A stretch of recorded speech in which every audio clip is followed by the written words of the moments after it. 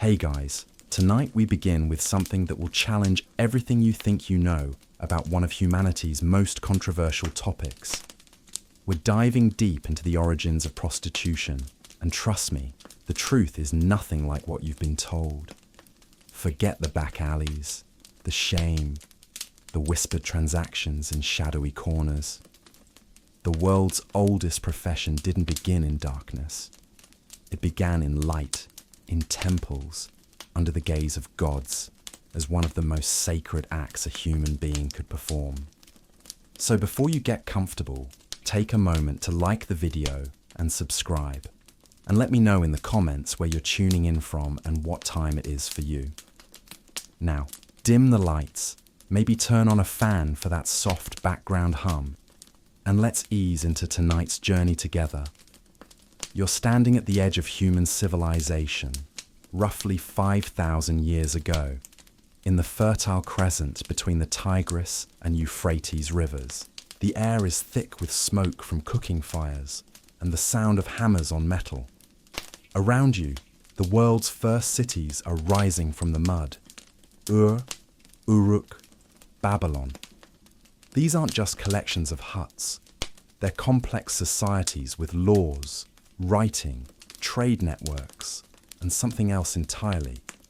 Temples that tower over everything like ancient skyscrapers, their surfaces gleaming with precious metals and intricate carvings. But you're not here to marvel at architecture. You're here because something is happening inside these temples that would shock the modern world.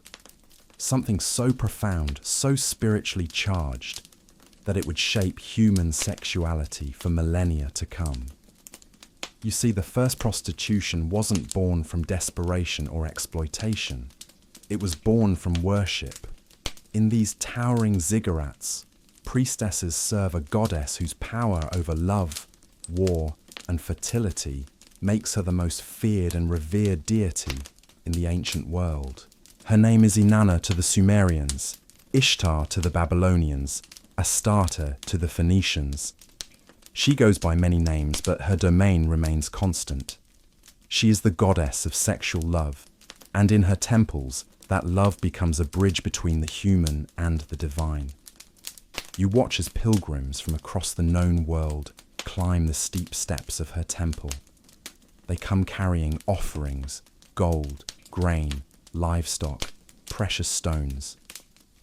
But what they're truly bringing is themselves, their bodies, their desires, their most intimate selves, all laid bare before the goddess.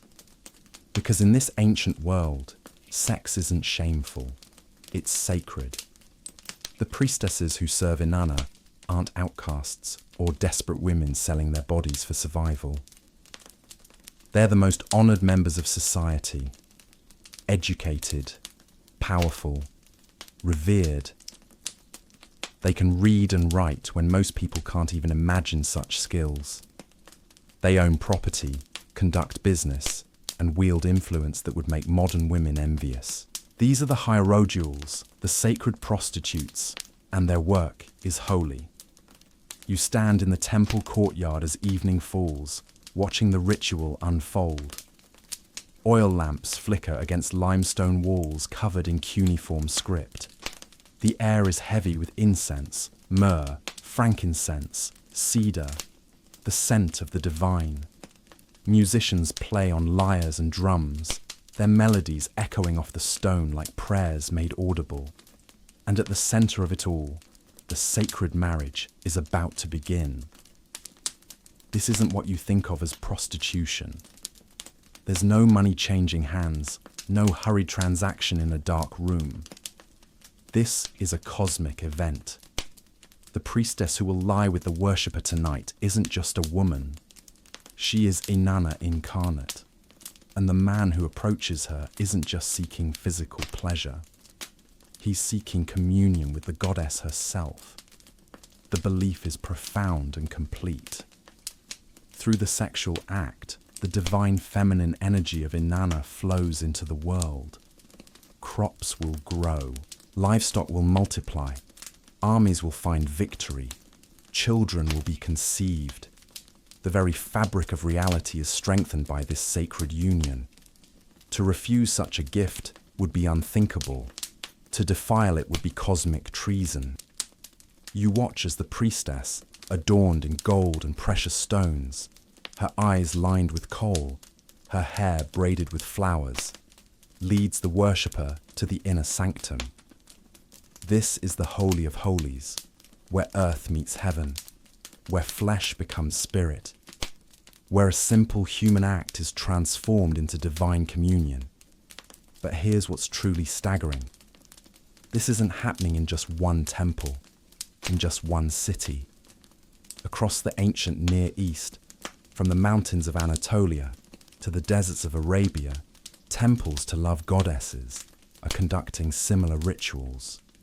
The practice is so widespread, so deeply embedded in the religious fabric of early civilization, that it might be more accurate to say that sacred prostitution helped create organized religion, not the other way around. In these temples, sexuality isn't hidden or ashamed. It's celebrated, honored, made holy. The priestesses aren't victims, they're conduits of divine power. The men who come to them aren't exploiters, they're worshippers seeking blessing.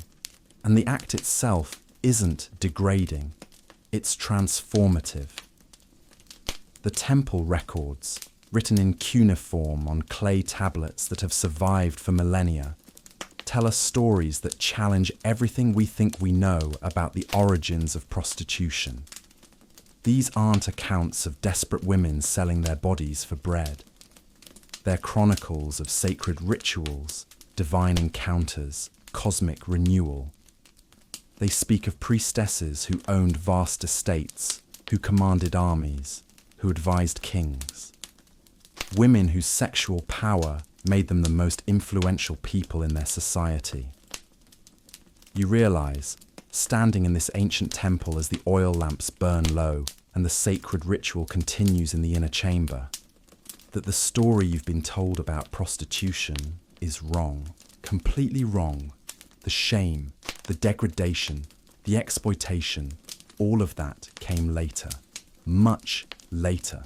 The first prostitution was sacred prostitution, and it was glorious. These temple walls have witnessed something that the modern world has forgotten, a time when sexuality was divine, when the body was a temple, when the most intimate human act was also the most holy. The priestesses of Inanna understood something that we've lost. That sex, at its deepest level, is about more than physical pleasure. It's about connection, transcendence, touching something larger than ourselves. As you prepare to leave this ancient temple, to journey through the millennia and see how sacred prostitution evolved into something entirely different, you carry with you a profound truth. The world's oldest profession began not as a transaction, but as a transformation. Not as exploitation, but as elevation. Not in darkness, but in light.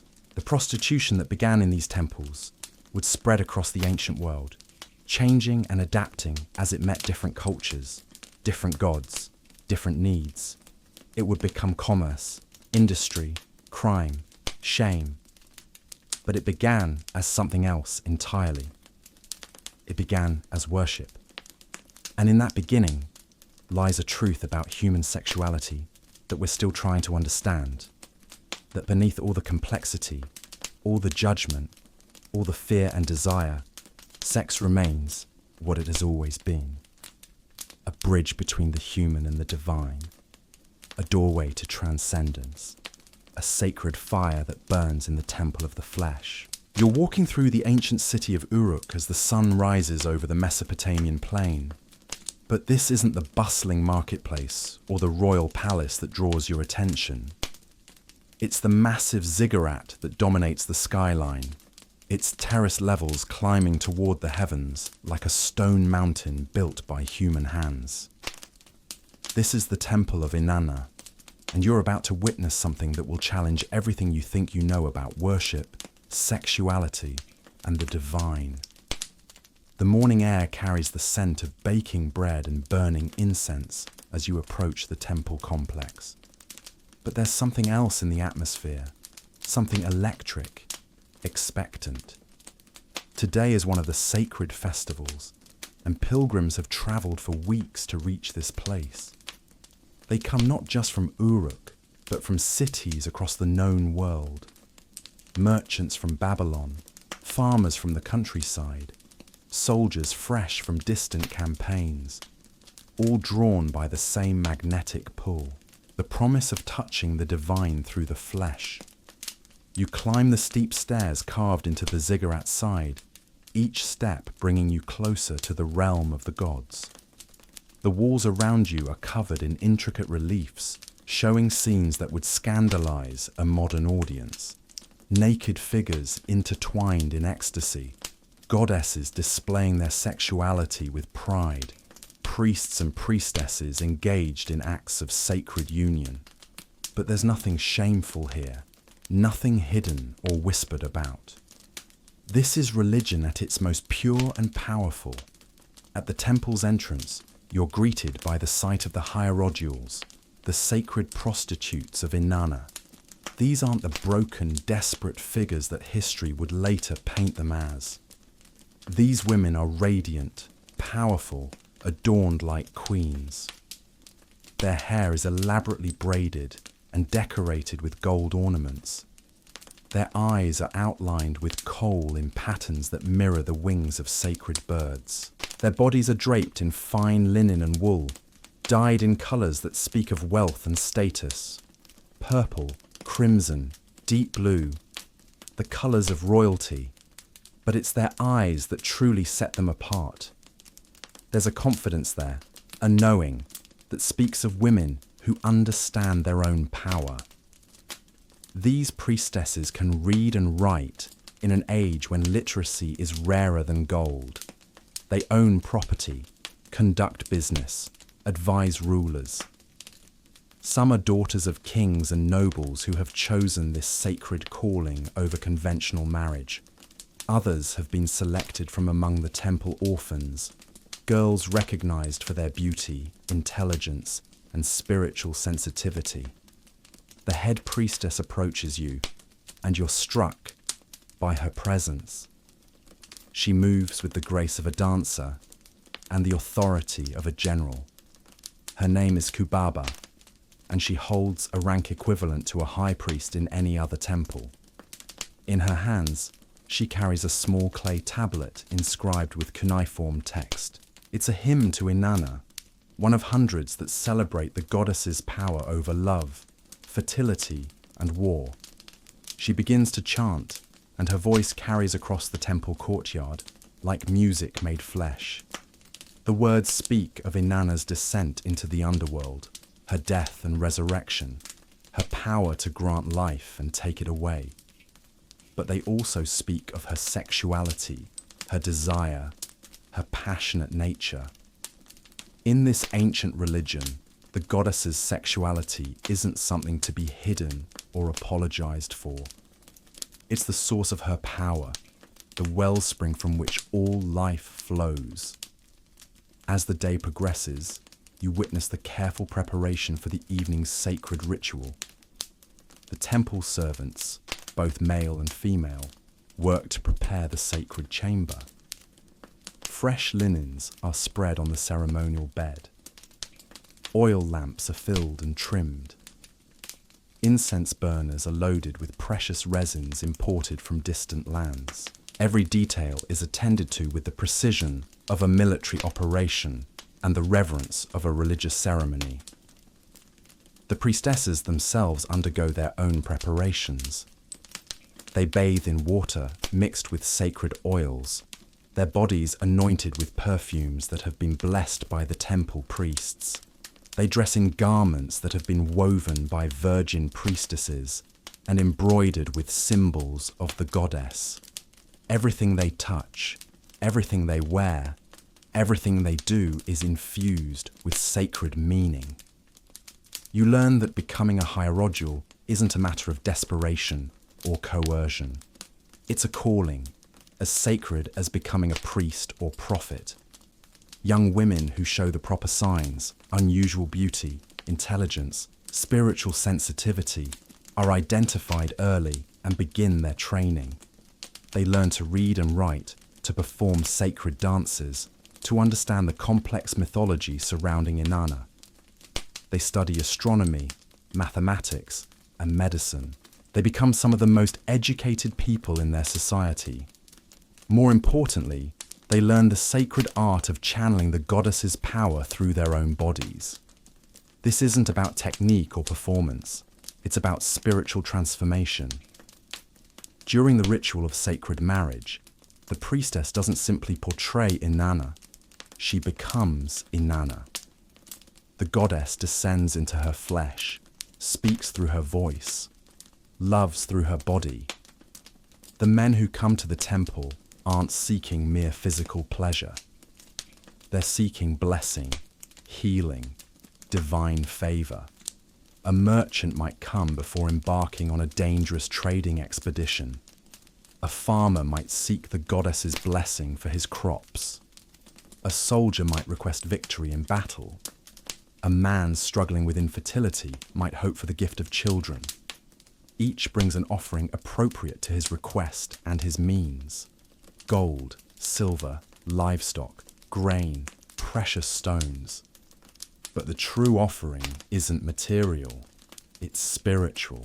The act of sacred marriage is believed to create a channel between the earthly and divine realms. Through the union of human flesh, cosmic forces are balanced. Divine energy is released into the world, and the very fabric of reality is strengthened. The priestess serves as a conduit for this power, her body becoming a sacred vessel through which the goddess can work her will.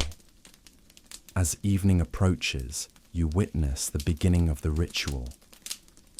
The chosen priestess, representing Inanna herself, takes her place in the sacred chamber. She's no longer simply a woman, but a goddess incarnate. The worshipper who has been selected, whether by lot, divine sign, or the priestess's own choice, approaches with the reverence of someone entering the presence of deity.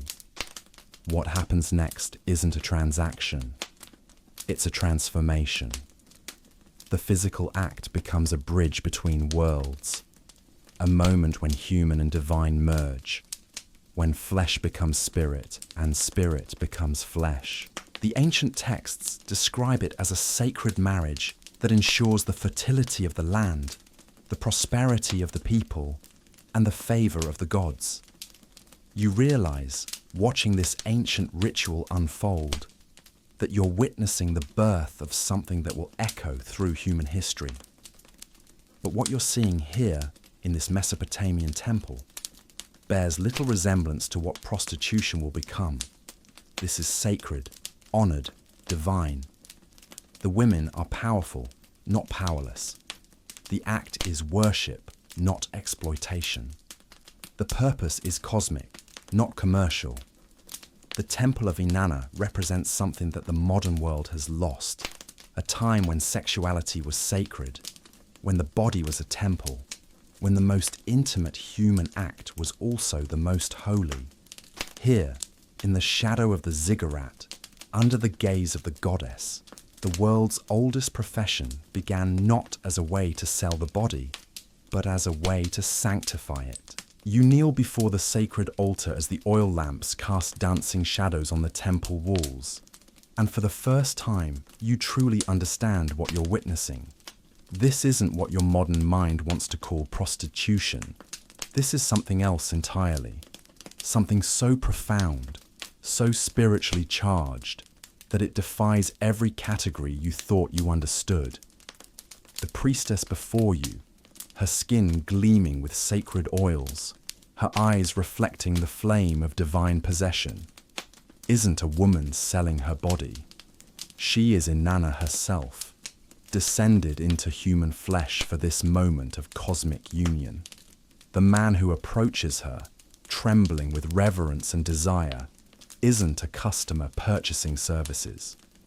He is a worshipper about to commune with the divine through the most intimate act possible between two human beings. The sacred chamber around you pulses with energy that seems to vibrate in your bones. The walls are covered with images that tell the story of Inanna's power. Here she stands triumphant over fallen enemies, her naked body radiating strength. There she descends into the underworld, sacrificing herself for the renewal of life. Everywhere, her sexuality is celebrated not as weakness or shame, but as the fundamental force that drives creation itself. You watch as the ritual begins, not with crude urgency, but with the slow, deliberate movements of sacred ceremony. Every gesture has meaning. Every touch carries divine significance. The priestess moves with the grace of someone channeling power beyond human understanding. Her hands trace patterns in the air that mirror the movements of stars, the cycles of seasons, the rhythm of life itself. The incense grows thicker, sweet resins burning in bronze braziers that have been blessed by generations of priests. Myrrh from the land of Punt, frankincense from the Arabian Peninsula, cedar from the mountains of Lebanon. These aren't mere perfumes. They're offerings to the goddess, sacred smoke that carries prayers upward to the divine realm. Musicians hidden in alcoves begin to play, their instruments creating melodies that seem to emerge from the stone itself. Harps strung with silver wire, drums carved from sacred wood, flutes made from the bones of temple birds. The music doesn't accompany the ritual so much as become part of it, weaving sound and flesh and spirit into a single tapestry of worship. But what strikes you most profoundly is the complete absence of shame. In your world, sexuality is something hidden, whispered about, shrouded in guilt and judgment. Here, it's the opposite. The union taking place before you is witnessed by the goddess herself, blessed by the temple priests, celebrated by the entire community. There's no secrecy, no darkness, no hurried transaction in a shadowy corner. The priestess speaks, and her voice carries the authority of divine revelation. She doesn't negotiate a price or discuss terms. Instead, she offers prayers, blessings, sacred words that have been passed down through generations of temple servants. She calls upon Inanna to bless this union, to channel divine energy through human flesh, to bridge the gap between earth and heaven. The man responds not with the crude demands of a purchaser, but with the humble requests of a supplicant. He speaks of his needs, his fears, his hopes. A successful harvest, victory in battle, children to carry on his name, healing from illness, protection from enemies. These aren't the concerns of someone seeking mere physical pleasure. These are the desperate prayers of someone who believes that this sacred act can literally change his fate.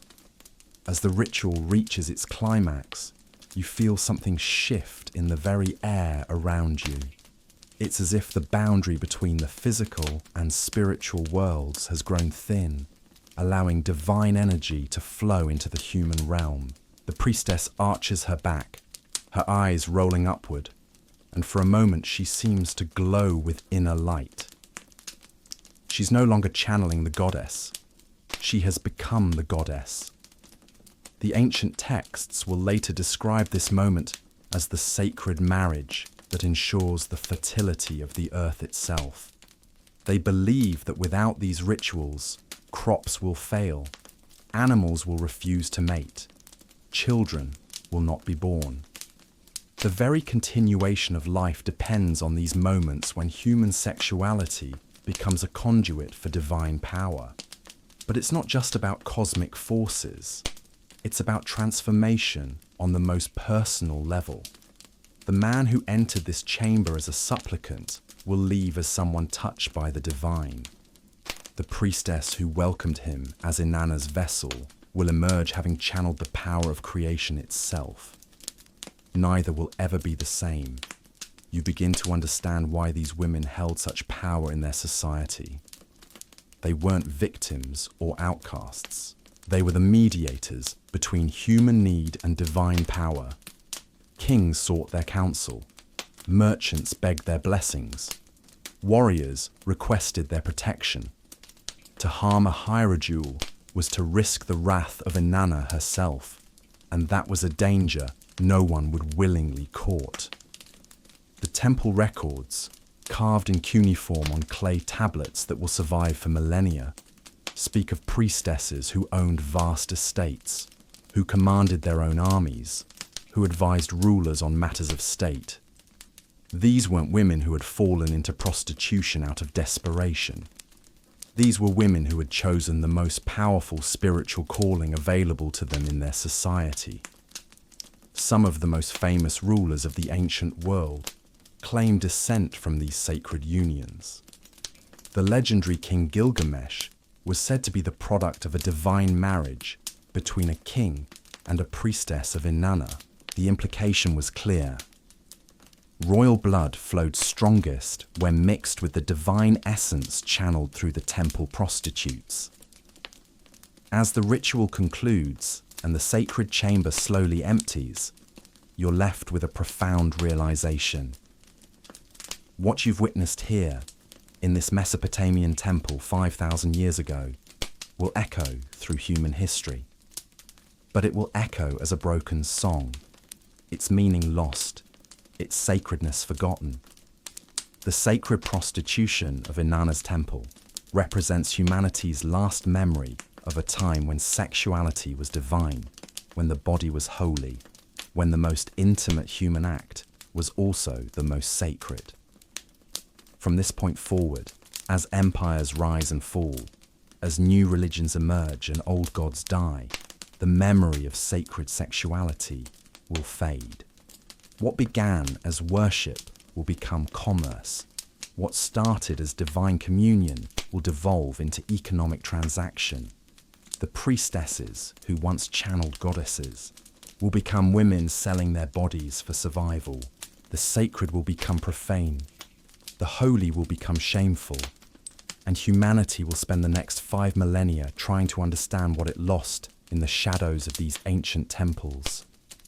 But here now, in the flickering light of oil lamps and the lingering scent of sacred incense, you've witnessed the truth.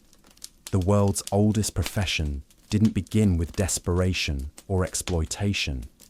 It began with worship, with the belief that human sexuality could bridge the gap between earth and heaven, that flesh could become spirit, that love could literally save the world. The transaction you've witnessed tonight wasn't monetary, it was cosmic, and in that difference lies the entire tragic history of how humanity forgot the sacred and learned to make everything, even love itself, into a commodity.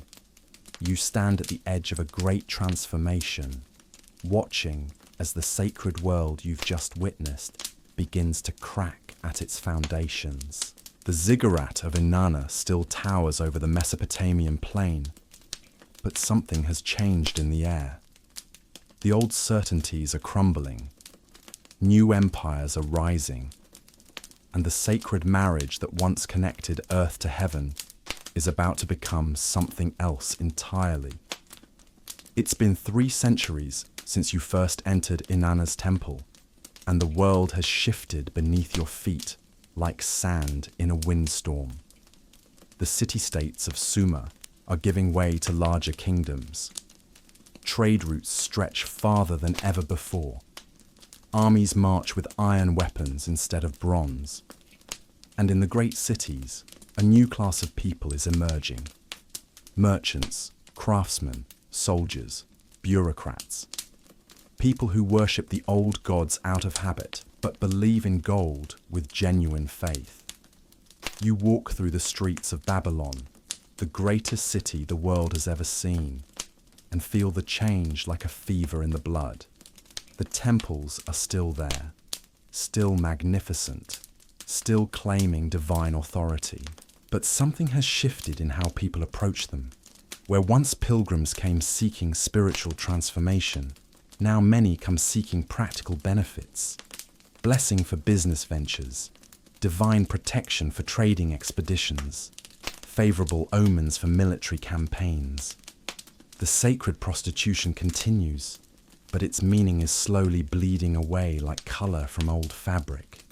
You watch as merchants calculate the cost of temple offerings, the same way they calculate the price of grain or copper.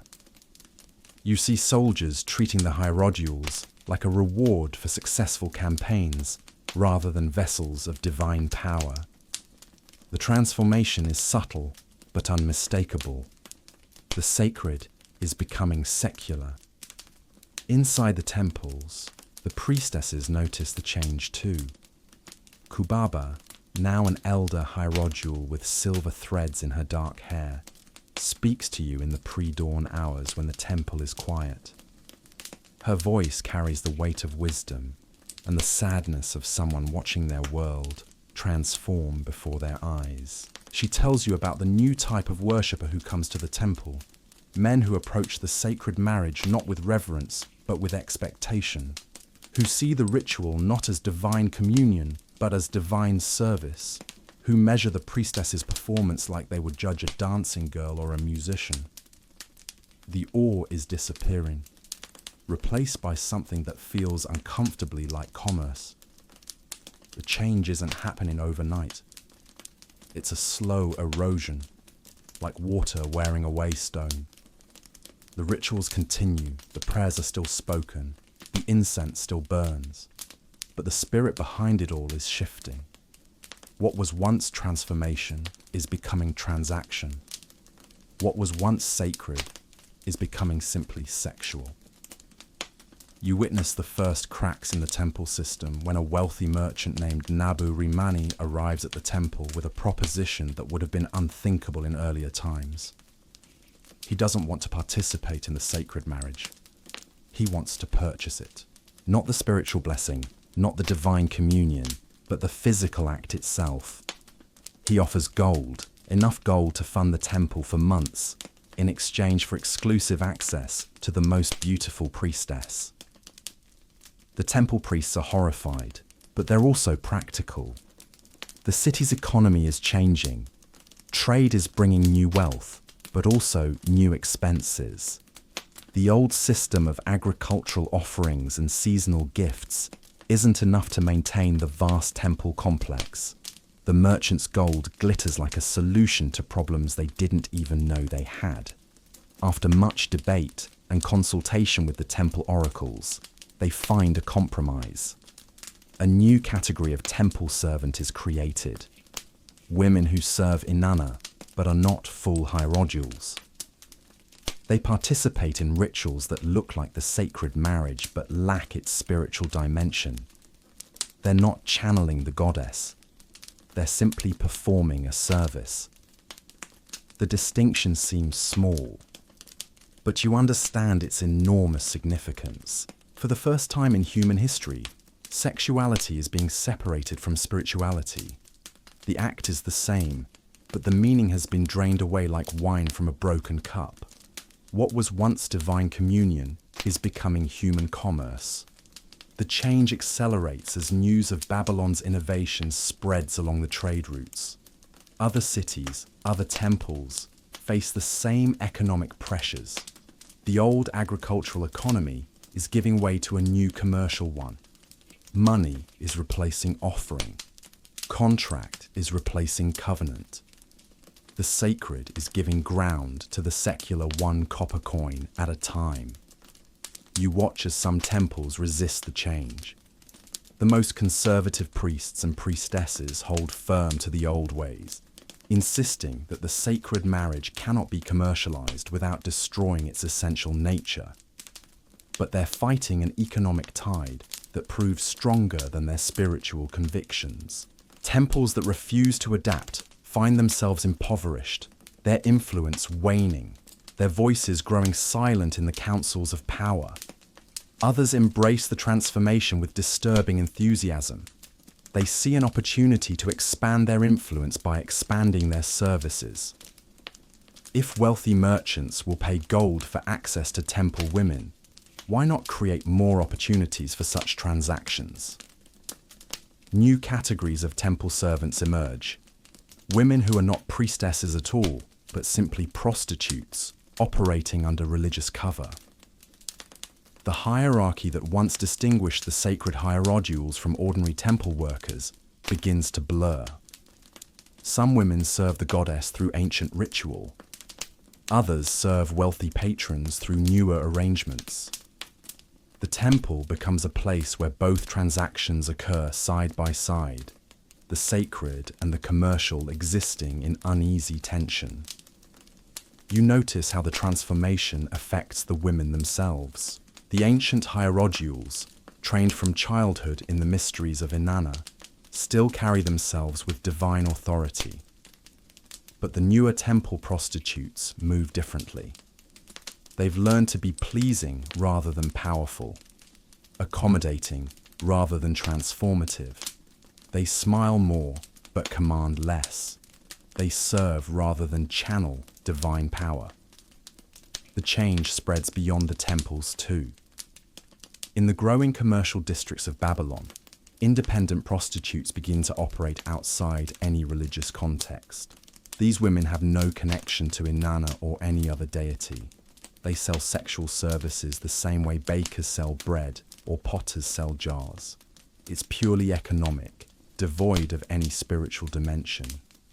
Some of these independent prostitutes are former temple servants who left when the sacred marriage lost its meaning for them. Others are women driven to prostitution by economic necessity. Widows with no family support. Slaves freed but left without resources. Women abandoned by husbands who fled debt or military service. The city authorities, practical men focused on maintaining order and collecting taxes, begin to regulate this new industry. They establish districts where prostitution is permitted. They create licensing systems. They impose fees and fines. What was once a sacred calling administered by priests becomes a commercial enterprise managed by bureaucrats. As you walk through these new districts in the evening hours, you see something that would have been impossible in the temple of Inanna. Women standing in doorways, calling to passers-by, advertising their services like merchants hawking wares. The mystery is gone. The reverence is absent. What remains is simple economic exchange, service for payment, flesh for coin. The speed of the transformation amazes you. In less than a generation, the sacred marriage of Inanna has given birth to something entirely different. Commercial prostitution, recognizable to any modern observer, operating by rules that would persist for millennia, supply and demand, price negotiation, customer service.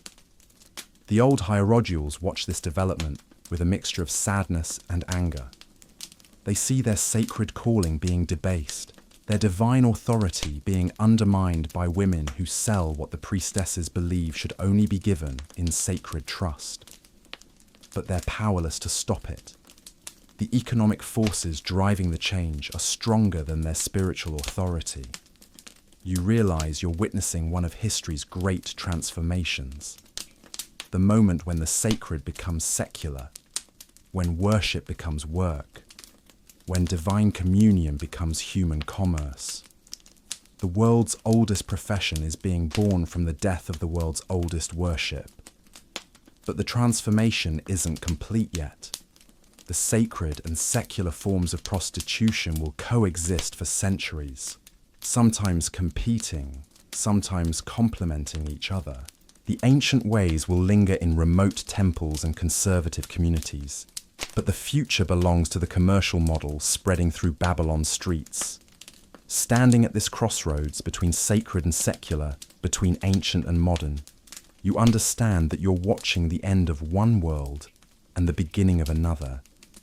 The age when sexuality was divine is passing away. The age when everything, even love itself, has a price is about to begin. You walk through the dusty streets of Babylon as the first light of dawn paints the great ziggurat in shades of gold and amber. But this morning, something is different. The city that once hummed with the sacred rhythms of temple life now pulses with a newer, harsher beat. The beat of commerce, the rhythm of transaction, the sound of coins changing hands where prayers once echoed. The transformation you witnessed beginning has now reached full bloom, and the results are both fascinating and heartbreaking. In the span of just 2 generations, what was once the most sacred act in human religion has become the most common transaction in human commerce.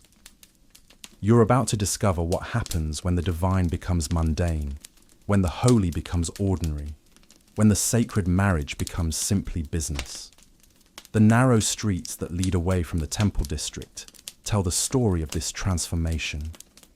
Here, in the shadows of the great religious complexes, a new kind of establishment has emerged.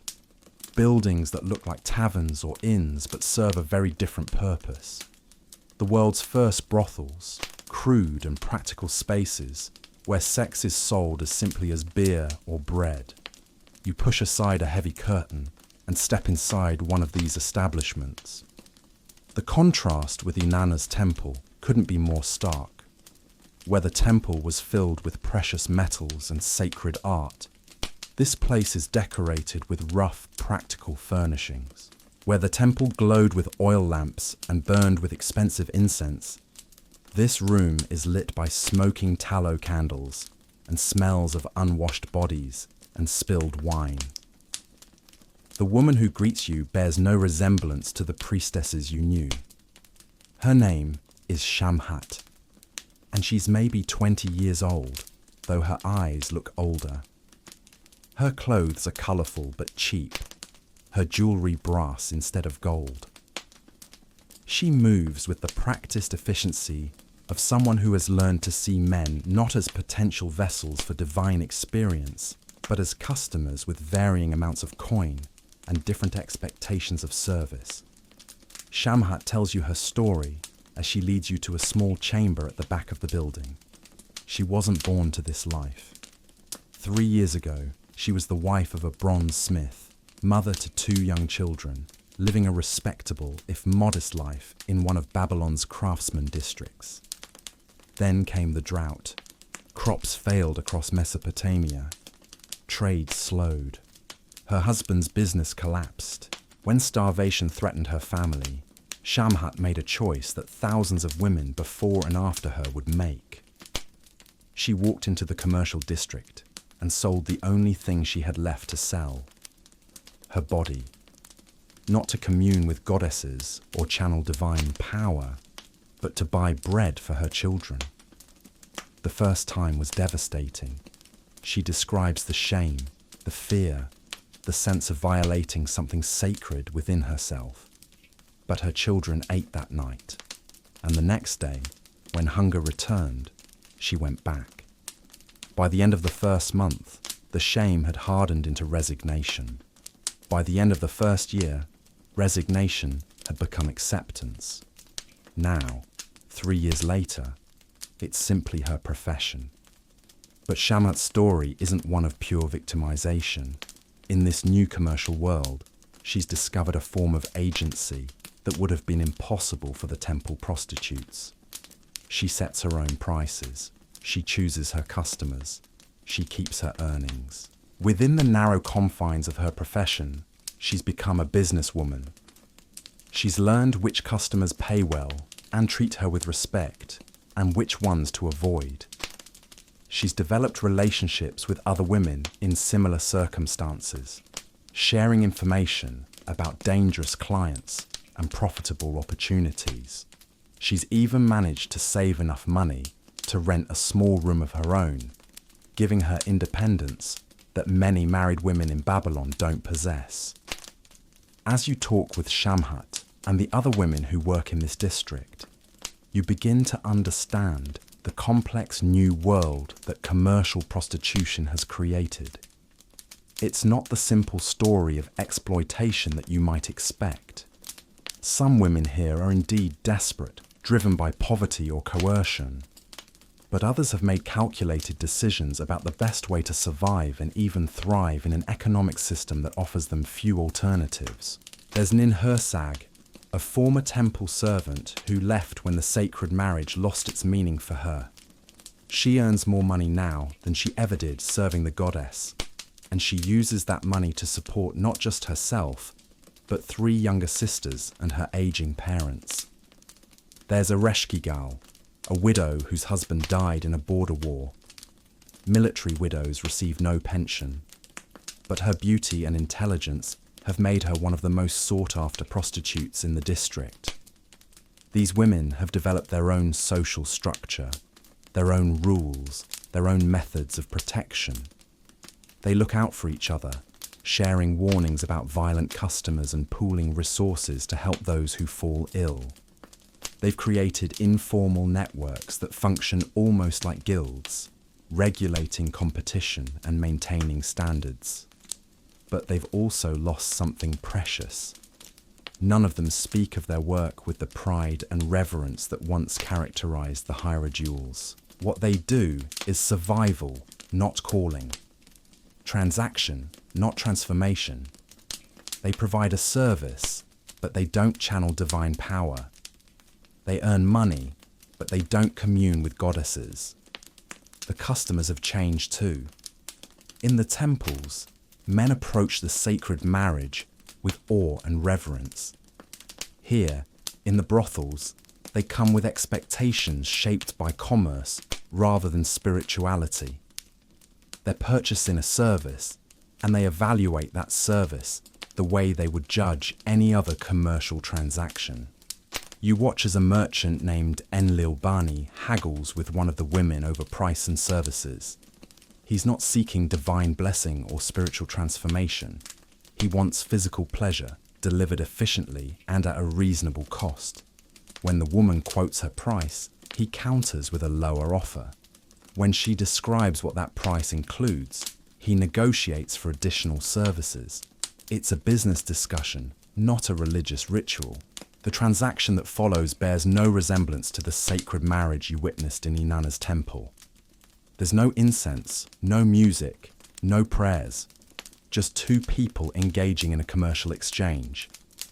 The woman performs her service competently but without passion. The man receives what he paid for and leaves satisfied with the value he received.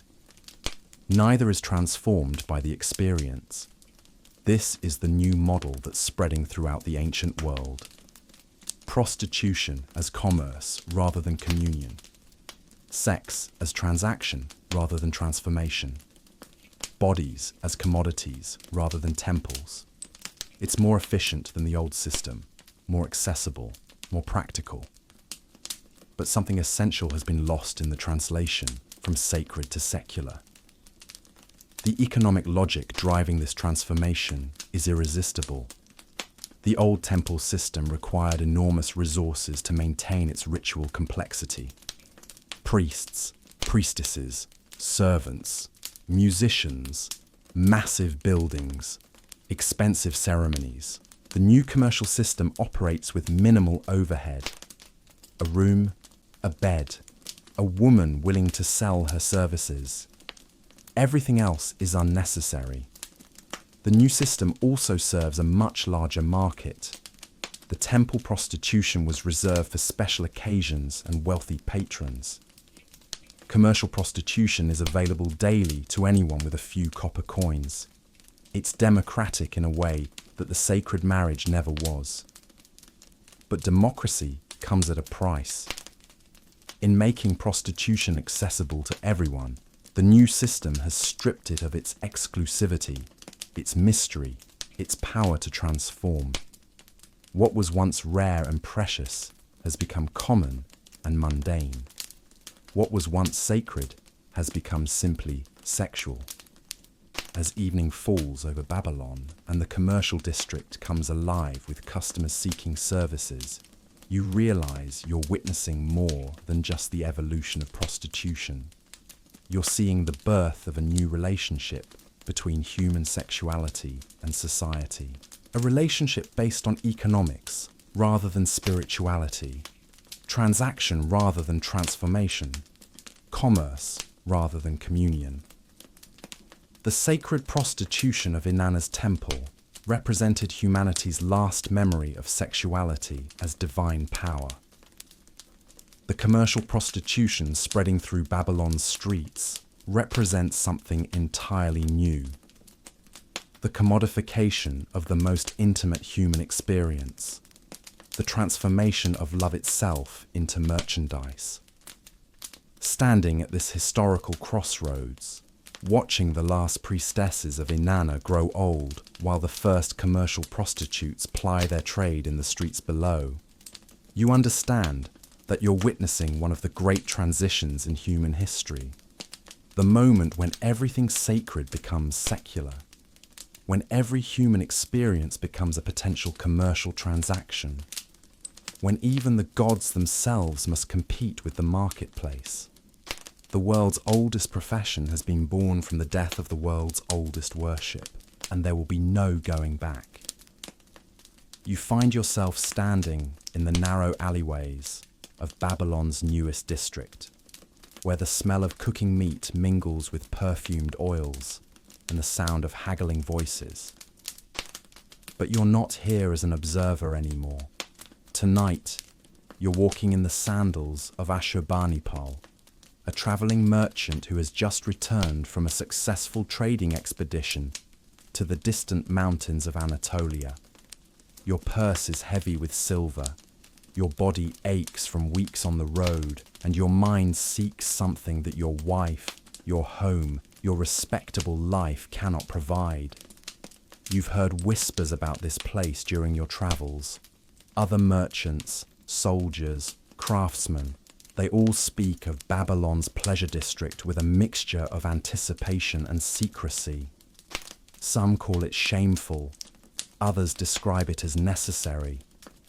All agree it's unlike anything that existed before, a place where desires can be satisfied without divine intervention, without sacred ritual, without the complex spiritual preparations that once surrounded sexual encounter. The transition from the temple precincts to the commercial quarter feels like crossing between two different worlds. Behind you, the great ziggurat of Marduk rises into the evening sky, its sacred fires burning as they have for centuries. Ahead of you, oil lamps flicker in windows and doorways, casting dancing shadows that promise earthly rather than divine pleasures. You're nervous, excited, guilty, curious. All the emotions that will characterize men approaching prostitutes for the next 5,000 years. This isn't your first time purchasing sex, but it's your first time in Babylon. And the stories you've heard suggest that this city has perfected what other places only crude approximate. A woman steps out of a doorway ahead of you. She's perhaps 25, dressed in a blue wool dress that's been dyed with expensive indigo, but cut to reveal more than it conceals. Her hair is elaborately braided with small copper ornaments that catch the lamplight. Her eyes are outlined with kohl, her lips stained with red ochre. She's beautiful, but it's a calculated beauty, designed to attract rather than inspire awe. She calls herself Ishara, though you suspect that's not her real name. Most of the women here use the names of minor goddesses or heroines from old stories. It's a small attempt to retain some connection to the sacred, even in this thoroughly secular environment. She approaches you with the confident stride of someone who has learned to read men quickly and accurately. Her opening words are purely commercial. She quotes prices for different services, describes what's included in each offering, explains the house rules. No violence, payment in advance, discretion guaranteed. It's professional, efficient, and completely devoid of the mystery that once surrounded sexual encounter. You're not being invited into divine communion. You're being offered a menu of services. But as a customer, you find this directness oddly comforting. There's no need to prove your worthiness, no complex rituals to observe, no spiritual preparation required. You have money. She has services to offer. The transaction is simple, clean, straightforward. In a world where most exchanges involve complex negotiations and social obligations, this refreshing clarity appeals to you. You negotiate briefly, settling on a price that feels fair to both parties. She leads you up a narrow staircase to a small room on the second floor of what was once a private residence. The space is clean but simple.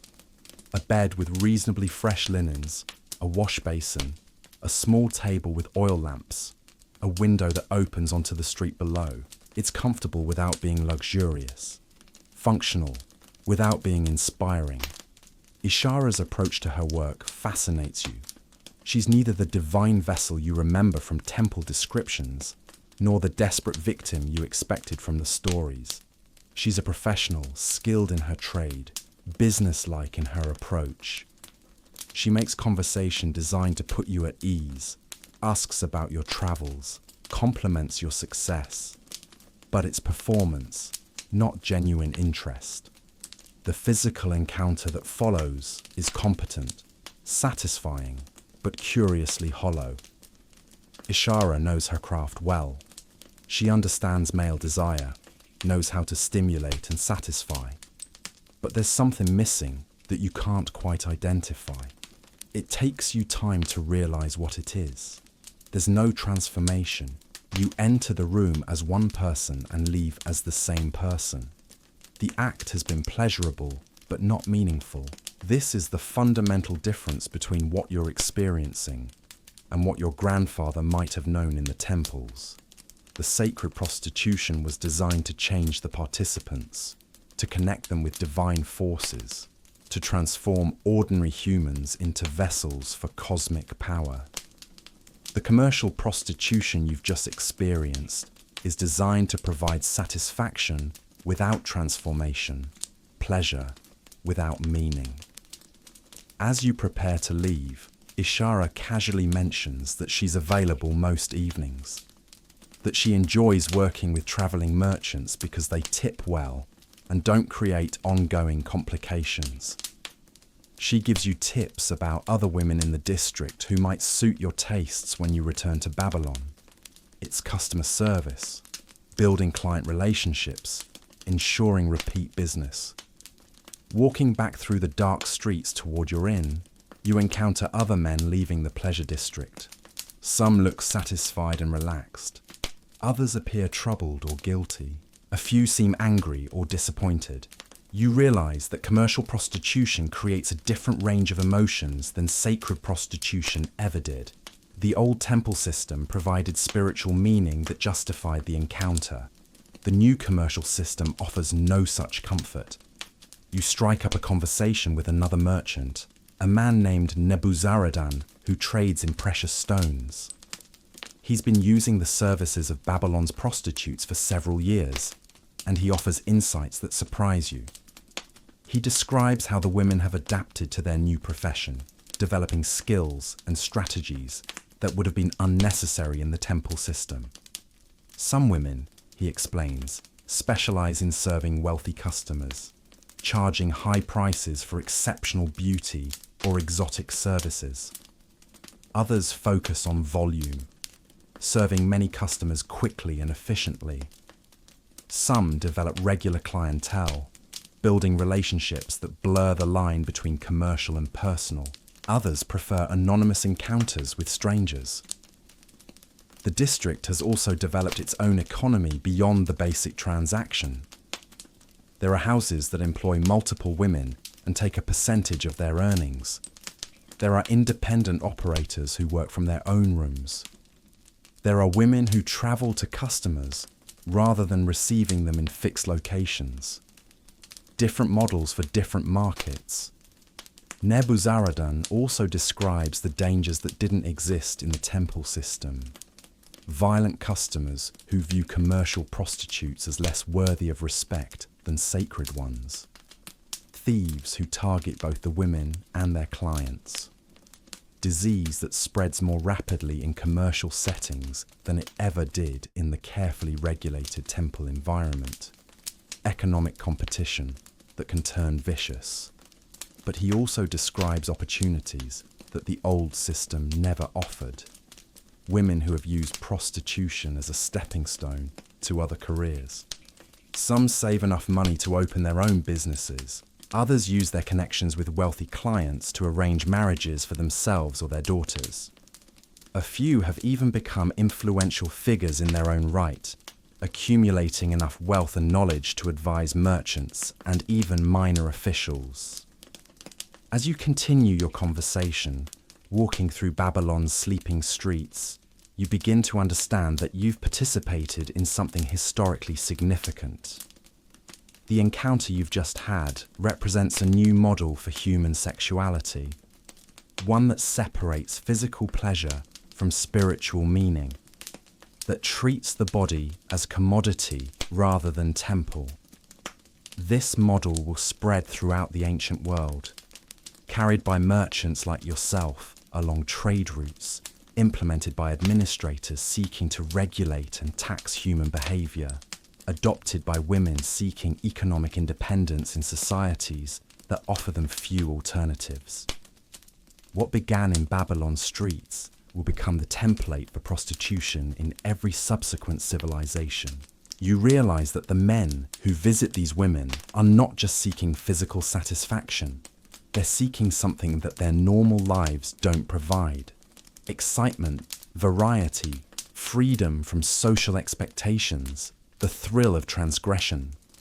Commercial prostitution offers all of these things in a way that marriage, with its emotional complexity and social obligations, cannot. But it also reveals something troubling about the new economic order emerging in Babylon and other great cities. If sexuality can be commodified, what can't be?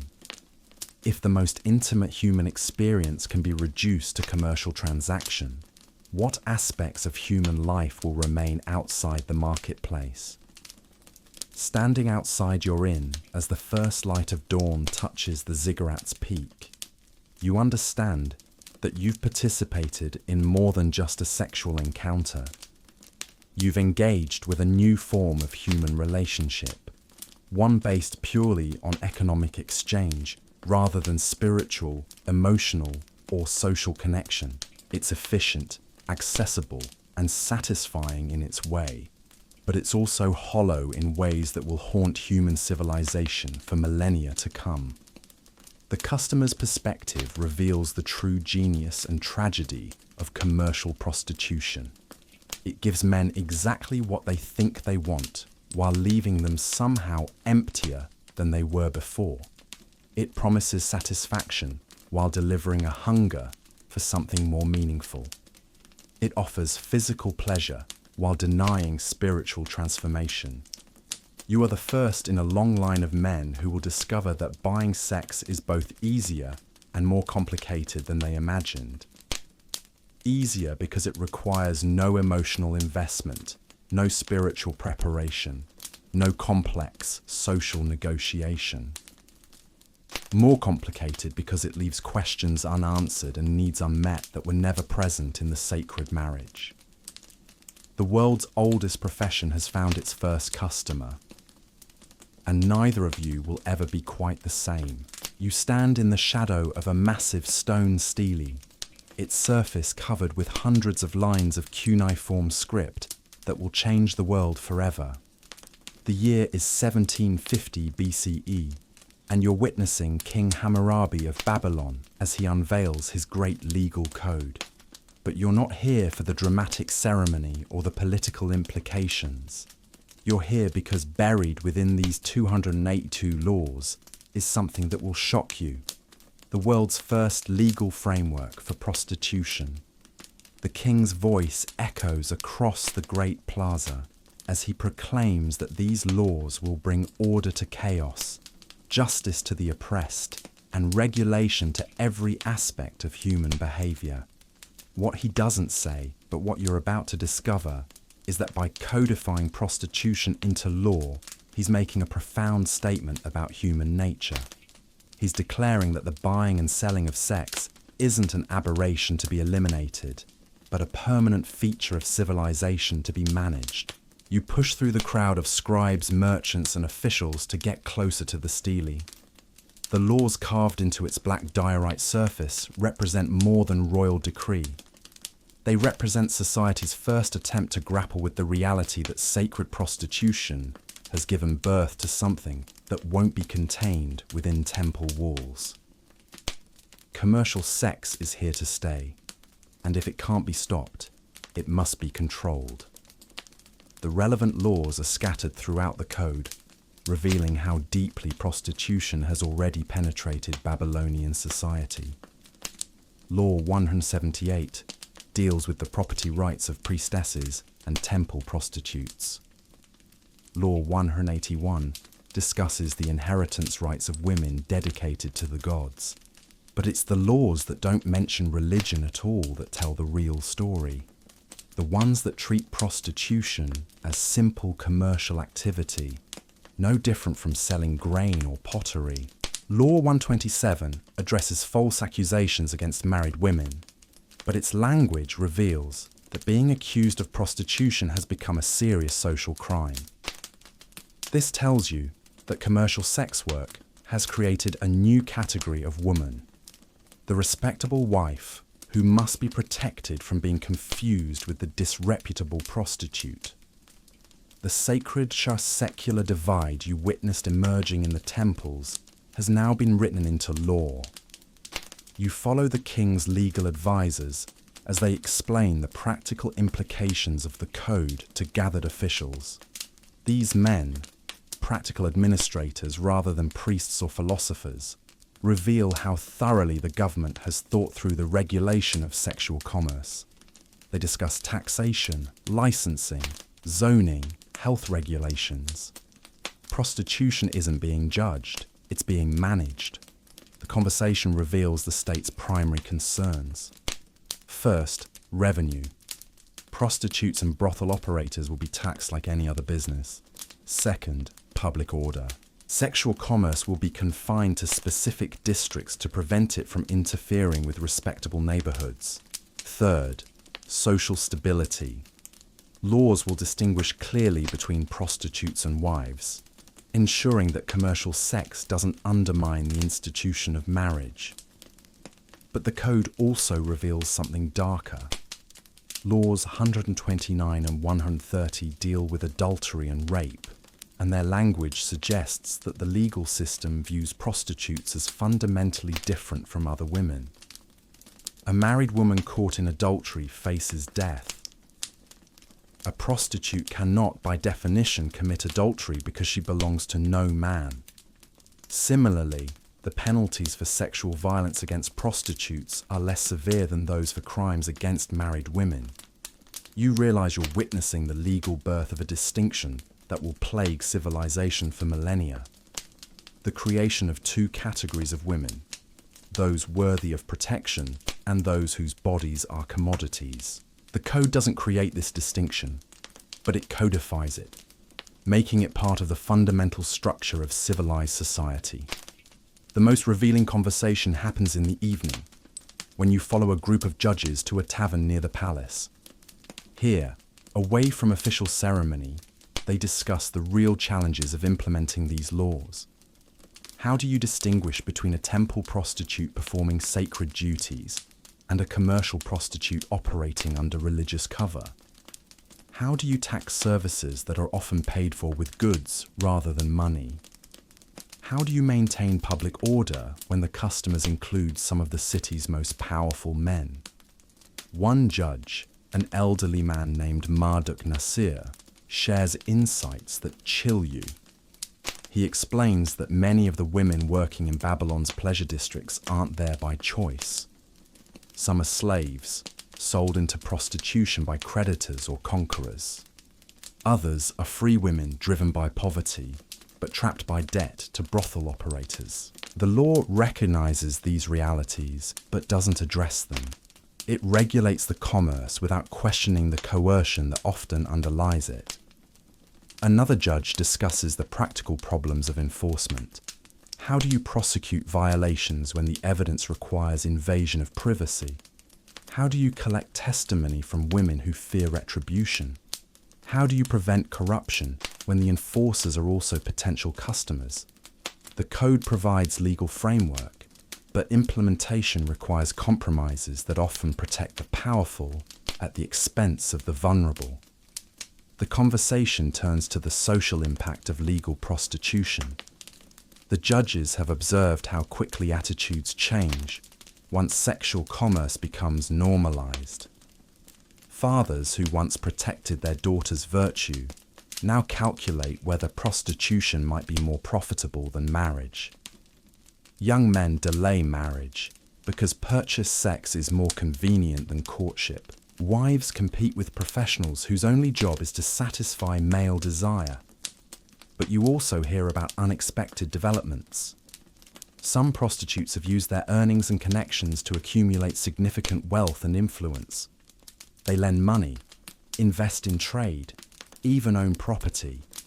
A few have become powers behind the throne, their beds serving as informal centers of political negotiation. The law intended to control these women has sometimes empowered them. The judges describe cases that reveal the complexity of their new legal landscape. A temple prostitute who also serves commercial clients. A married woman who secretly works as a prostitute to pay her husband's debts. A brothel operator who claims his establishment is actually a religious sanctuary. The clear distinctions the law tries to create become blurred in practice. You spend the following days observing how Hammurabi's code is implemented in Babylon's courts. The cases that come before the judges reveal a society grappling with the implications of legalized prostitution. A merchant sues a brothel operator for providing unsatisfactory service. A prostitute seeks legal protection from a violent customer. A wife demands divorce because her husband spends the family's income on purchased sex. Each case forces the legal system to make decisions about the nature of sexual commerce. Is it a service like any other, subject to standard commercial law?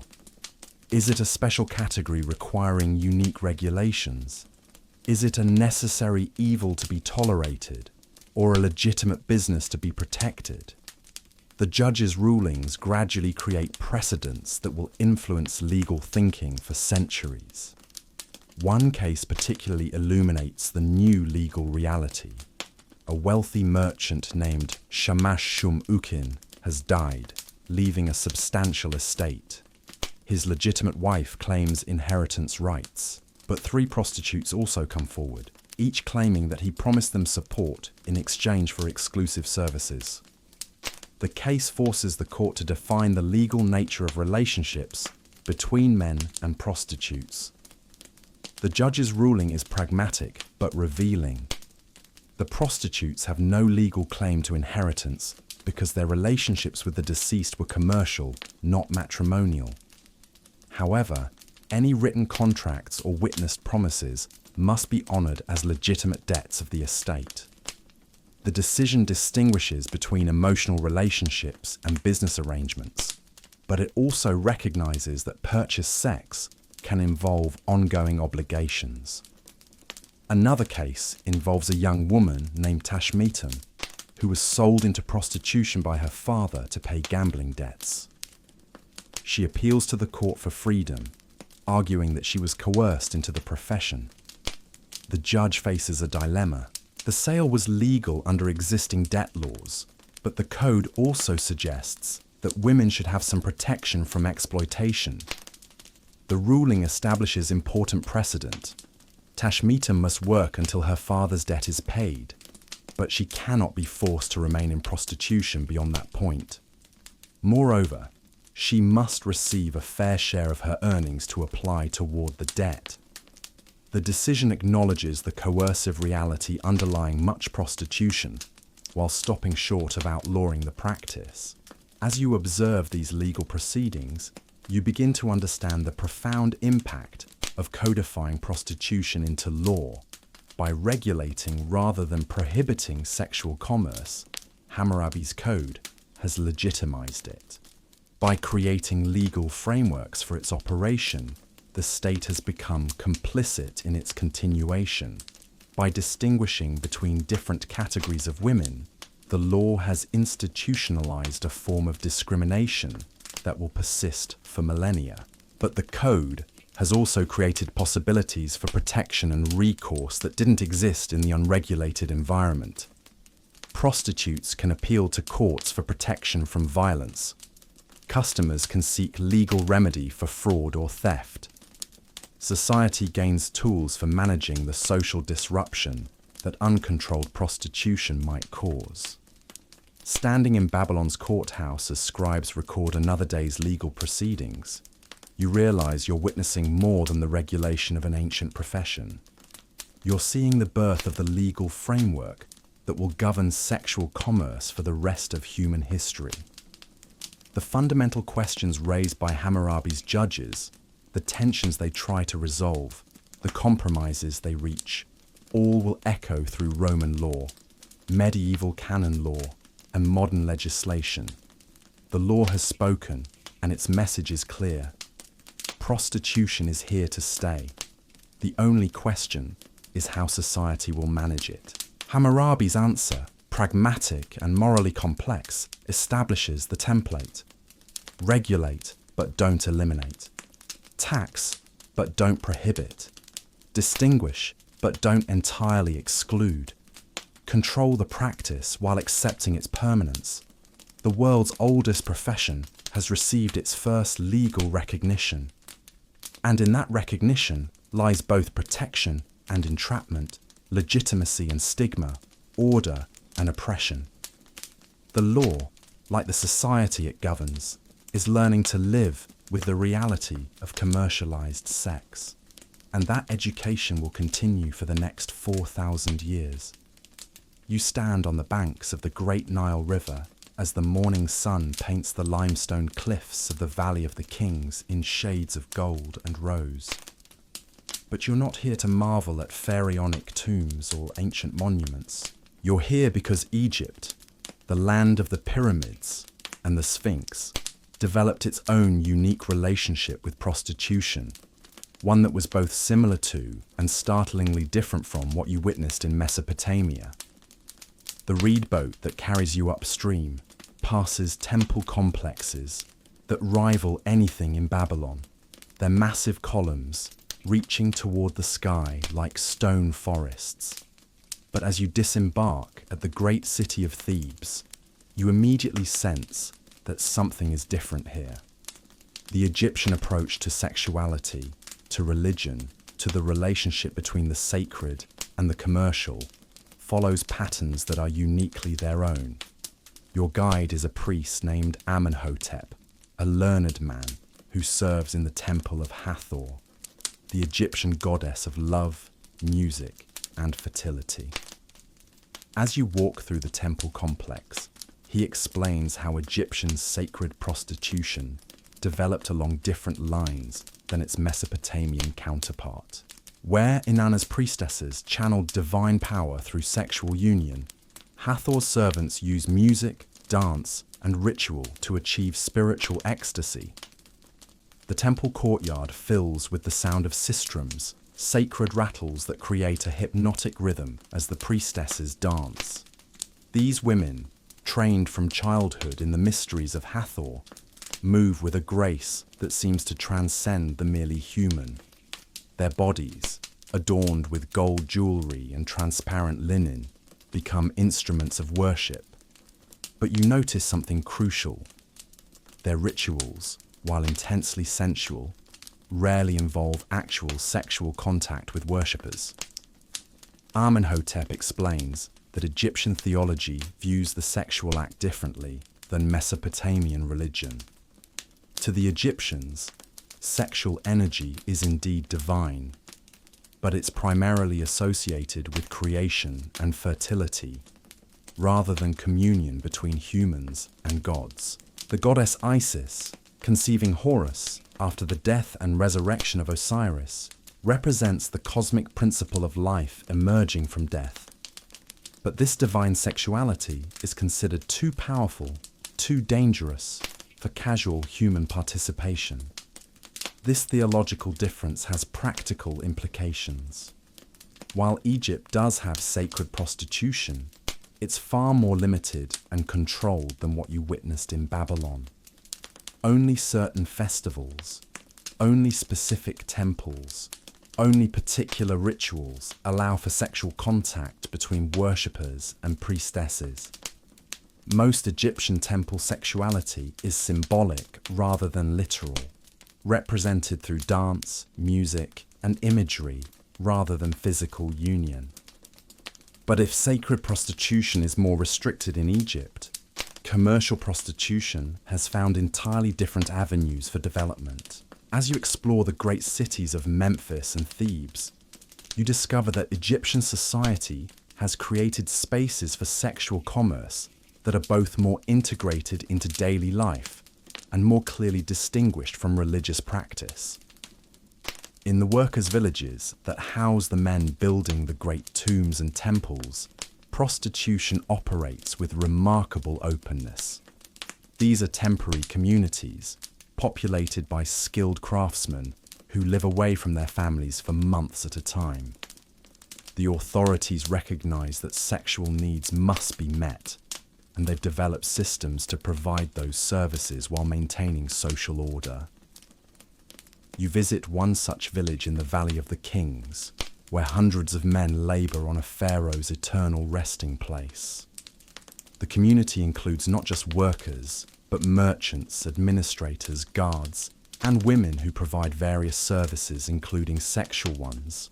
These women aren't temple priestesses or desperate poverty cases, but professional service providers who found a profitable niche in Egypt's massive construction projects.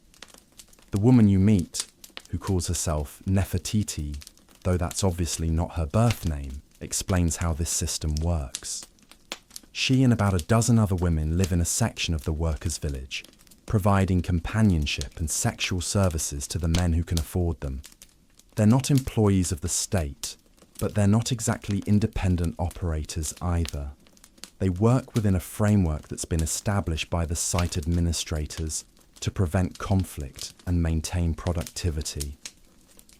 Nefertiti's story reveals the sophisticated Egyptian approach to managing prostitution. She's a free woman, not a slave, who entered this profession by choice after her husband died in a construction accident. The authorities require her to undergo regular medical examinations by temple physicians, both to protect her health and that of her customers. She pays taxes on her earnings, just like any other merchant in the village, but she also receives protections that wouldn't exist in a purely commercial environment. Violence against the women is treated as a serious crime, punishable by expulsion from the worksite or worse. The village administrators mediate disputes between the women and their customers. There's even a form of retirement plan.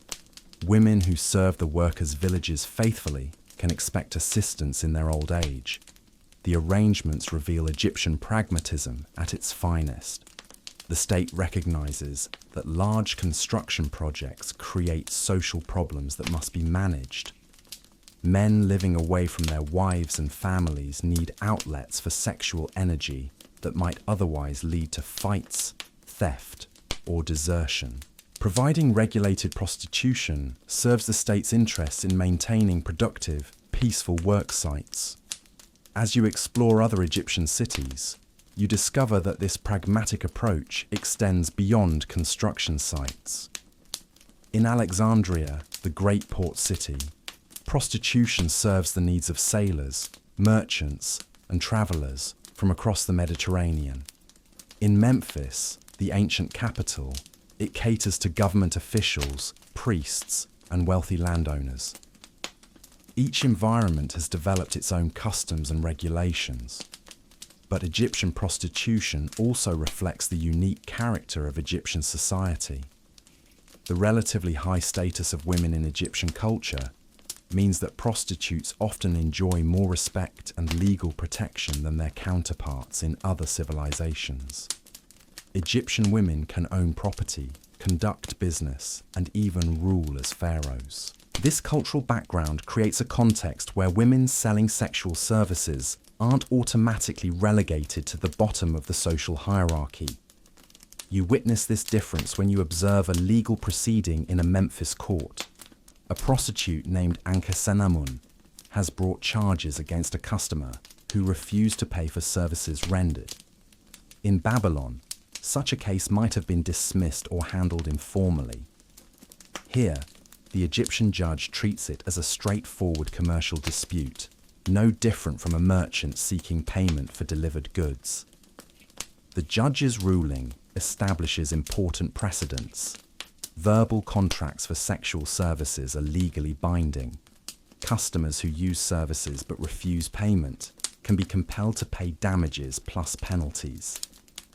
Violence or threats used to avoid payment constitute separate crimes with additional punishments. The decision treats prostitution as legitimate commerce worthy of legal protection. But you also observe the darker side of Egyptian sexual commerce. In the great slave markets of Memphis and Thebes, human beings are bought and sold for various purposes, including sexual service. These transactions operate within legal frameworks, but they represent a form of institutionalized exploitation that's difficult to witness. The slaves destined for sexual service come from many sources. Some are prisoners of war, captured in Egypt's frequent military campaigns in Nubia and the Levant. Others are people sold into slavery by their own families during times of famine or economic hardship. Still others are the children of existing slaves, born into bondage and raised for specific purposes. You follow a slave trader named Ptahhotep as he explains his business to potential customers. He specializes in young women trained for household service, including sexual service to their masters.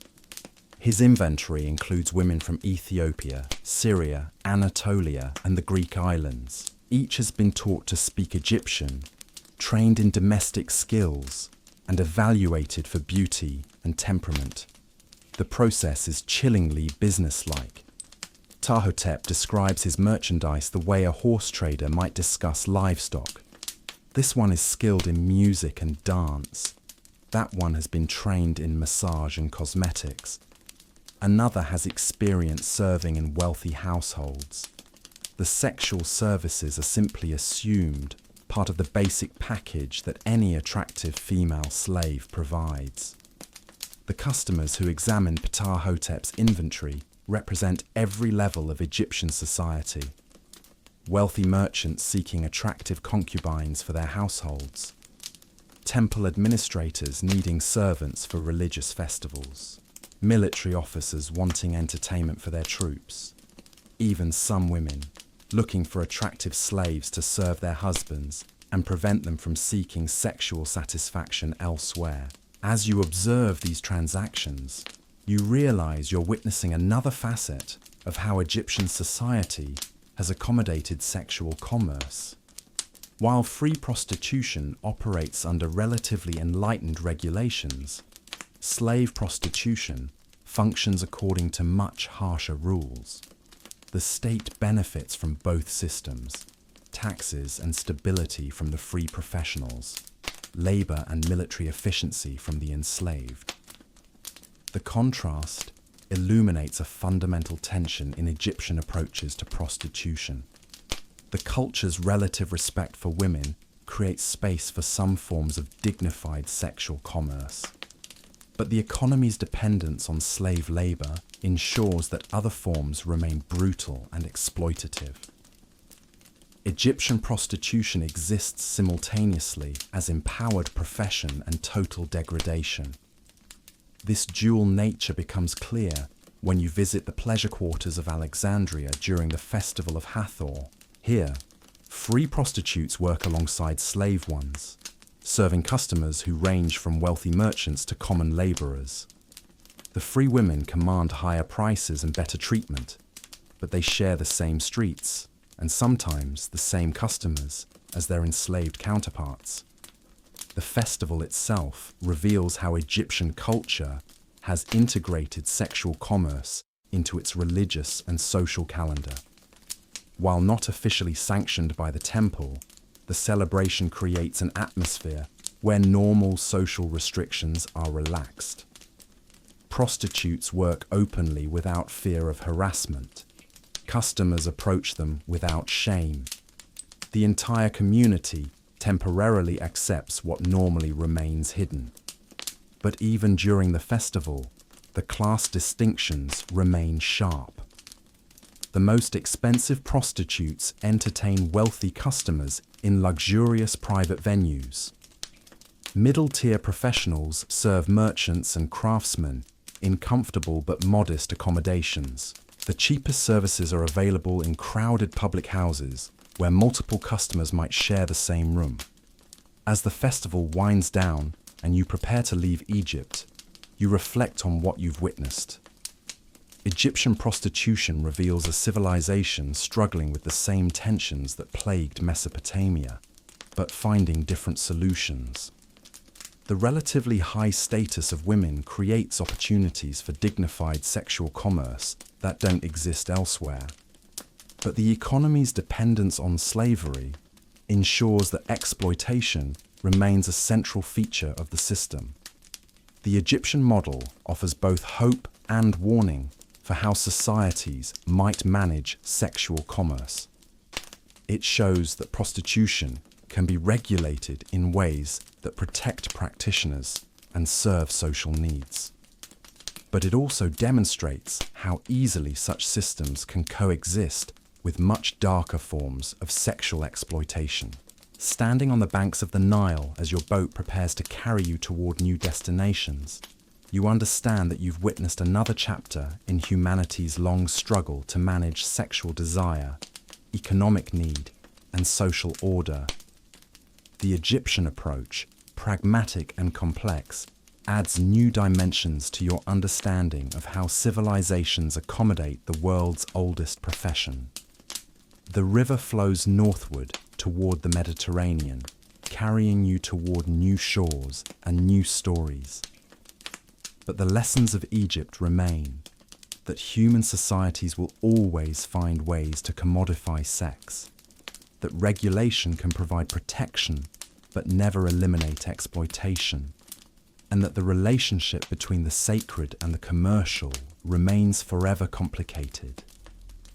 You stand in the shadow of the Parthenon as the Athenian sun reaches its zenith, but your attention isn't focused on the marble columns or the golden statue of Athena gleaming within. You're here because Greece, the birthplace of democracy and philosophy, has transformed prostitution into something the world has never seen before.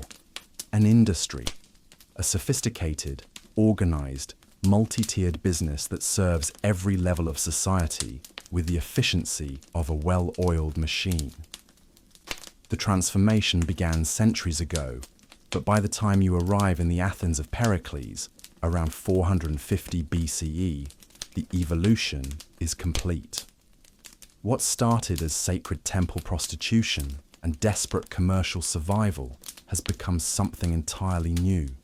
The Greeks haven't just accepted prostitution, they've perfected it, categorized it, regulated it, and turned it into one of the foundations of their urban economy.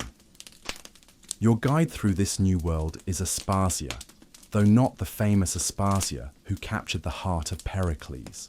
This Aspasia is a hetaira, a member of the highest class of Greek prostitutes, and her very existence represents a revolution in how societies think about women, sexuality, and commerce. She's educated, wealthy, influential, and completely open about her profession. In Athens, being a hetaira isn't shameful, it's prestigious.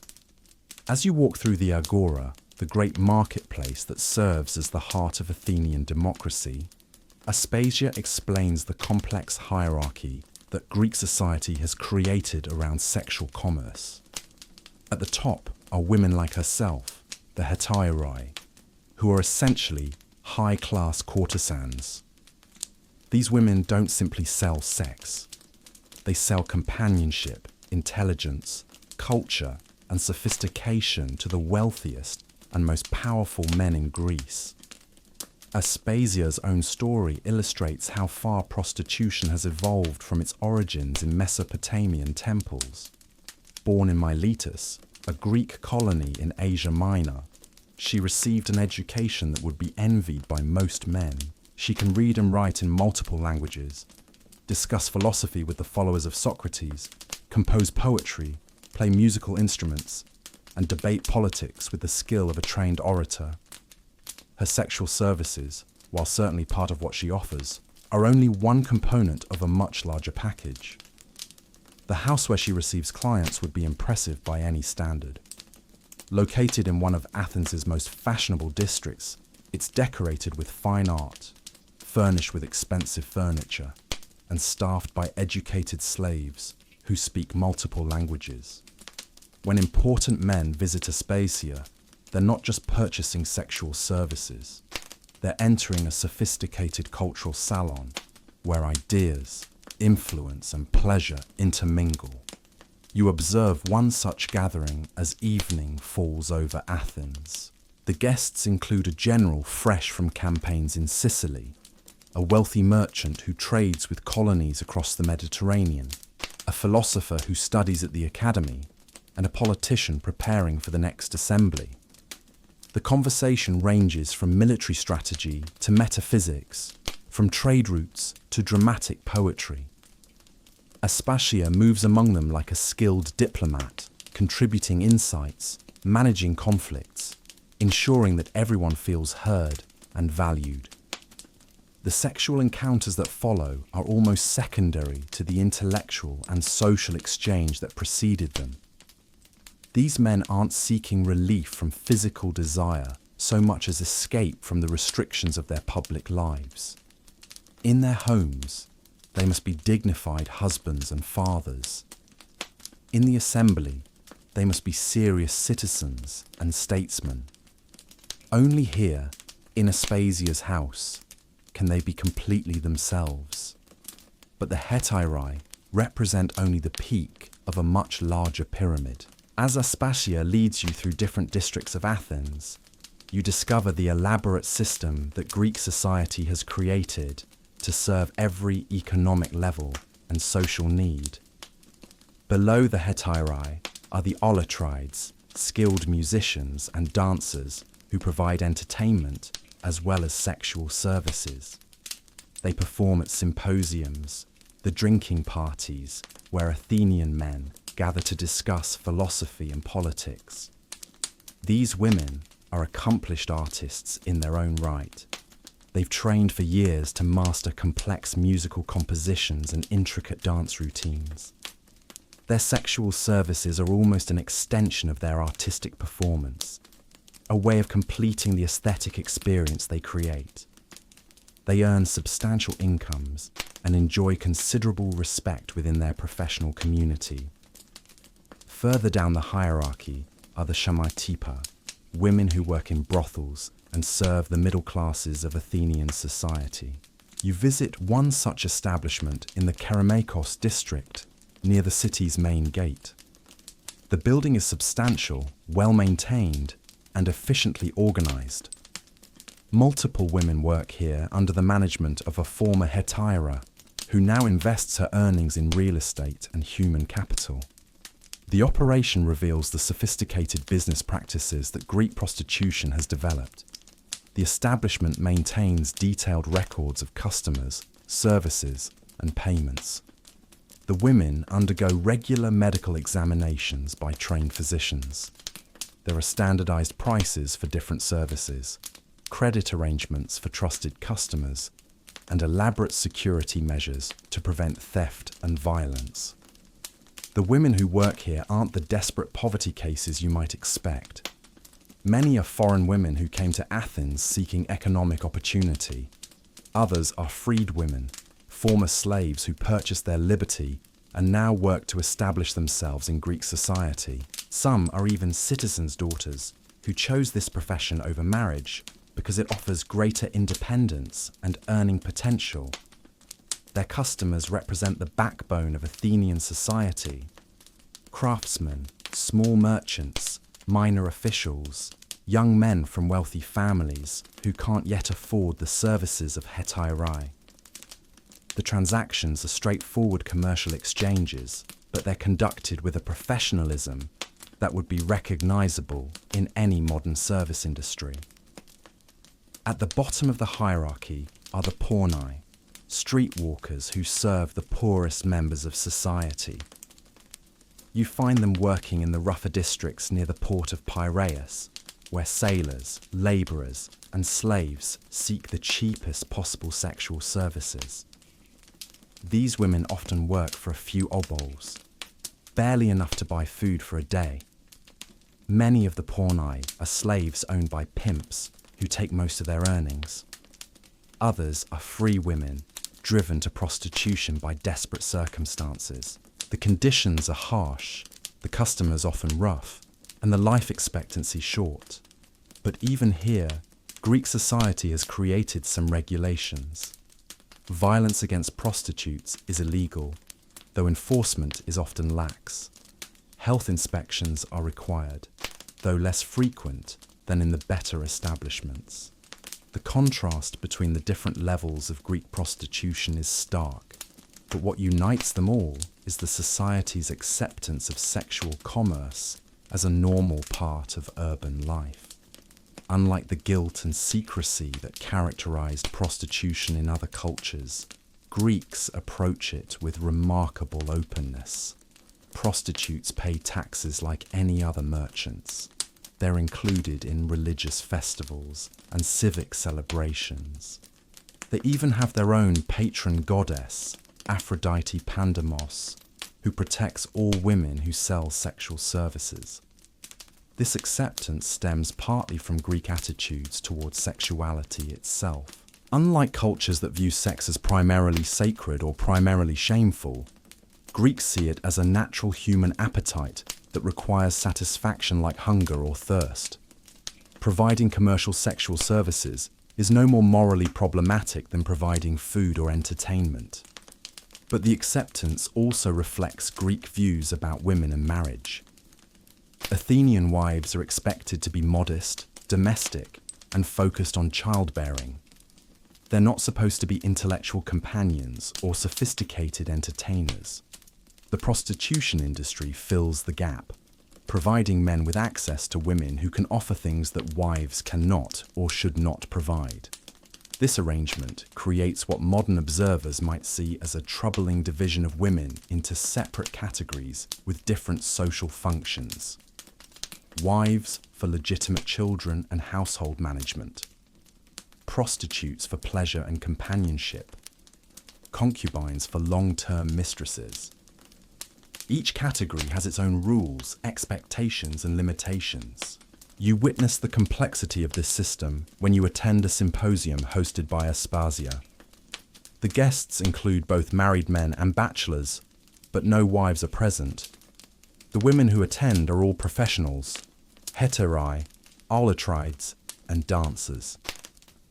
The conversation and entertainment would be impossible in a setting that included respectable married women whose presence would require completely different standards of behavior. The evening reveals both the sophistication and the limitations of Greek prostitution. The women present are clearly intelligent, educated, and culturally sophisticated. They contribute meaningfully to discussions about art, politics, and philosophy. But they're also clearly separate from the mainstream of respectable society, operating in a parallel world that serves male needs while maintaining social boundaries. As the night progresses and wine flows freely, you observe the sexual transactions that conclude many of these gatherings. They're conducted with a casualness that would shock more prudish societies, but also with a professionalism that reflects the commercial nature of the relationships. Money changes hands, services are negotiated, and boundaries are established with business-like efficiency. The contrast with the sacred prostitution you witnessed in Mesopotamian temples couldn't be more complete. There's no religious dimension, no spiritual transformation, no cosmic significance. This is purely commercial sexuality, efficient and sophisticated but entirely secular. The Greeks have removed both the sacred and the shameful from prostitution, leaving only the economic. Standing in the agora as dawn breaks over Athens, watching the city come alive with the business of democracy and commerce, you realize you've witnessed another crucial transformation in the history of prostitution. The Greeks have industrialized sexual commerce, creating systems and hierarchies that will influence every subsequent civilization. But they've also revealed the full implications of treating sexuality as a commodity. When sex becomes just another product to be bought and sold, it can be perfected, systematized, and optimized like any other industry. The result is efficient, profitable, and sophisticated, but it's also emotionally hollow, socially divisive, and ultimately dehumanizing. The Athenian model represents the logical endpoint of commercial prostitution's evolution from its sacred origins.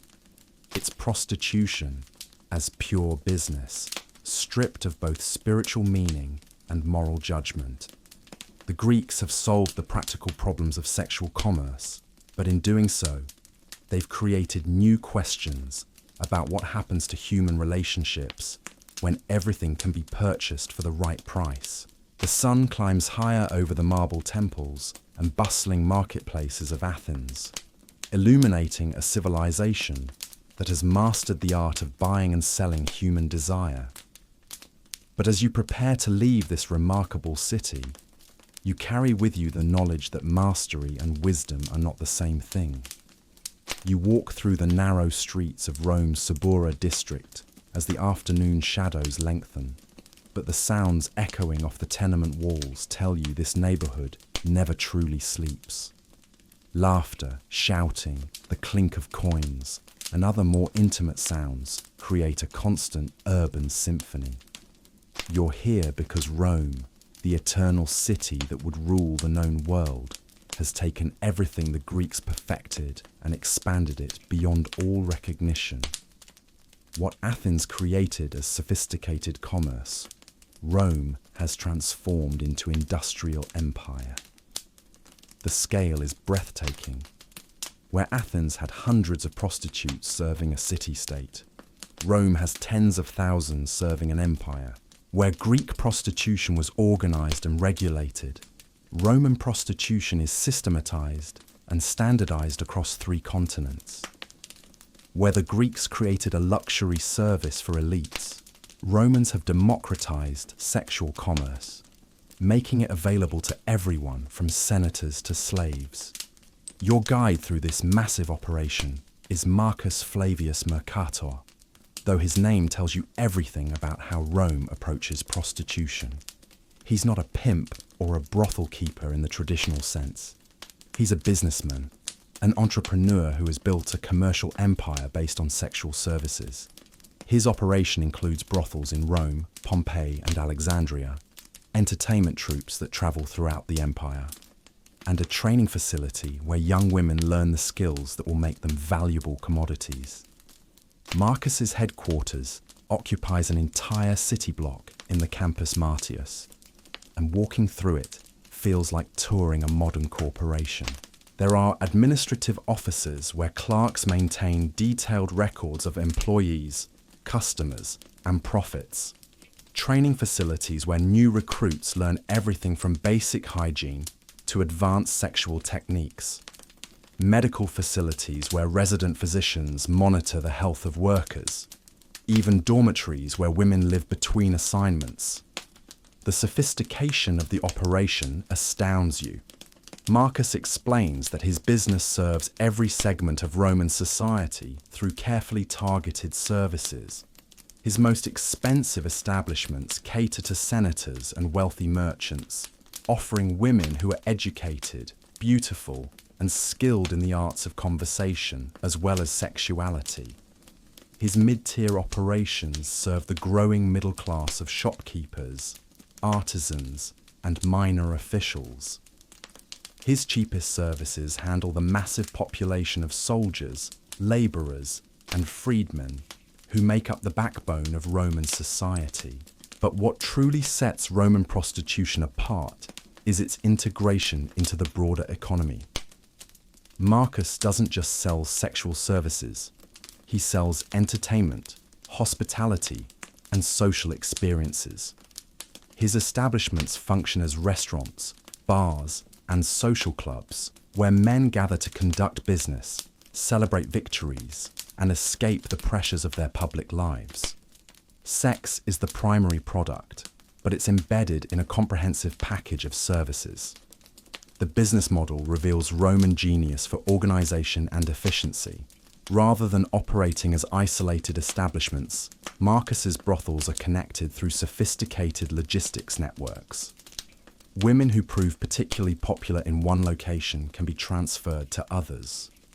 Supplies and equipment are purchased in bulk and distributed throughout the chain. Marketing and customer relations are coordinated across the entire operation. Marcus walks you through one of his premium establishments, a luxurious complex near the Forum that serves Rome's political and commercial elite. The building rivals the finest private homes in the city, with marble floors, painted walls, elaborate gardens, and even a small library. The women who work here are drawn from across the empire. Greeks prized for their education, Gauls valued for their exotic beauty, Egyptians sought for their reputation for sexual sophistication. These women live lives that would be envied by many free Romans. They have comfortable private rooms, access to the best food and wine, regular medical care, and opportunities for education and cultural enrichment. Some have become wealthy enough to purchase their freedom and establish their own businesses. Others have attracted the attention of powerful patrons who have made them unofficial wives or established them as independent courtesans. But you also visit Marcus's lower-tier operations, and the contrast is sobering. In the sprawling lupanars near the Circus Maximus, dozens of women work in small, spartanly furnished cells, serving multiple customers per day for modest fees. The conditions are clean and safe by Roman standards, but the work is mechanized, repetitive, and emotionally demanding. These women have less autonomy, fewer opportunities for advancement, and shorter career prospects.